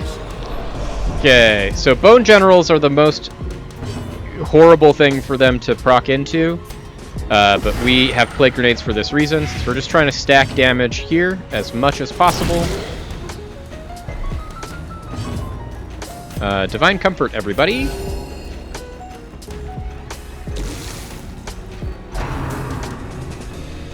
Big damage. And then we're just trying to get through these Bone Generals as fast as possible. Nice! That's exactly what you wanted you to do.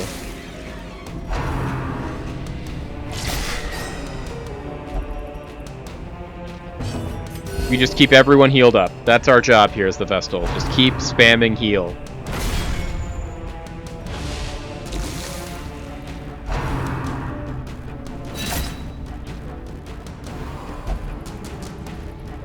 Now you shall perish.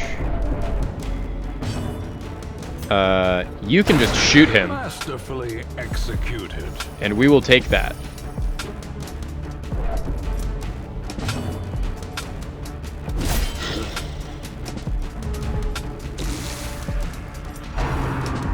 Lying dead.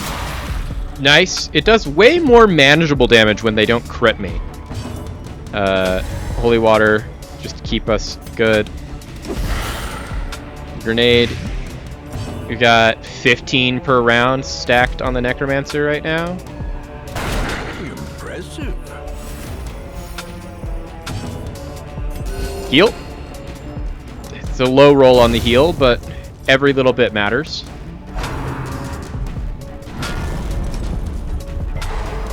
No, that's a bad stun. That's a real bad stun.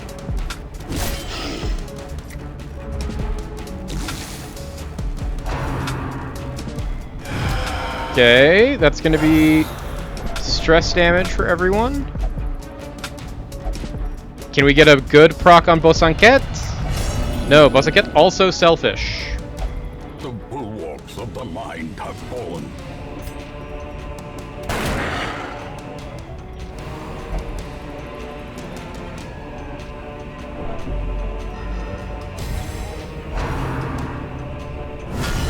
That's a bad crit. That's a real bad crit.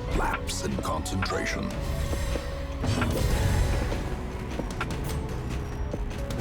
There we go. We killed the general. The greater the glory. That's a bad crit. Injury and despondence set the stage for heroism or cowardice. 10 damage per round. Big heals? Can we get big heals? Not great heals, but Never hidden. heals nonetheless.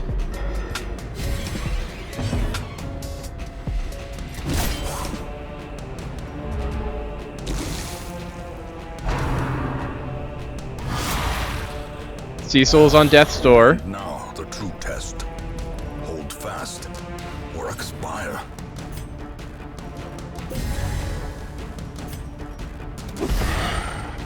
Necromancer Lord is taking 10 damage per round. No! That's the worst thing that could happen. 32 is huge. They have 15 health. They're taking 10 damage from their blight.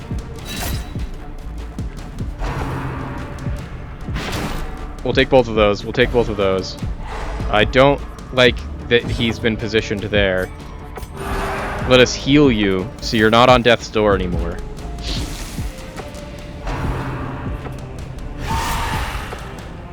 Okay, got another person on death's door. Please don't skip your turn this turn, Vestal. We really need you to not skip your turn.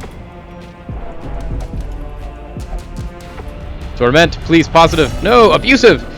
Okay, so Frustration. things are going poorly. More destructive than 100 cannons. Can we? We have to high roll, so we aren't going to do it. We just have to heal everyone up. Because now no one dies if they get hit.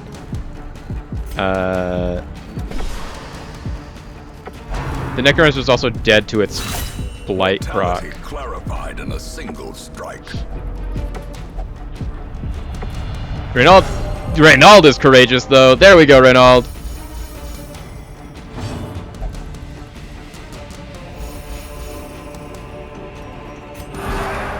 Once again, heal just so that he doesn't die.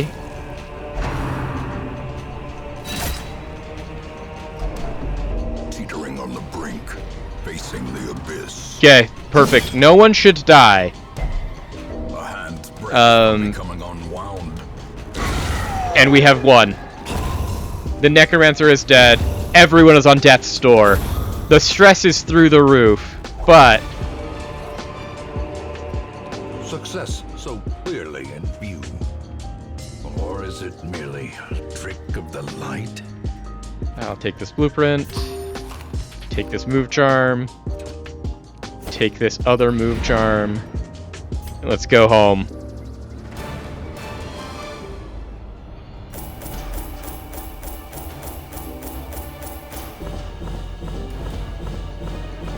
That got that entire party up to resolve level 6.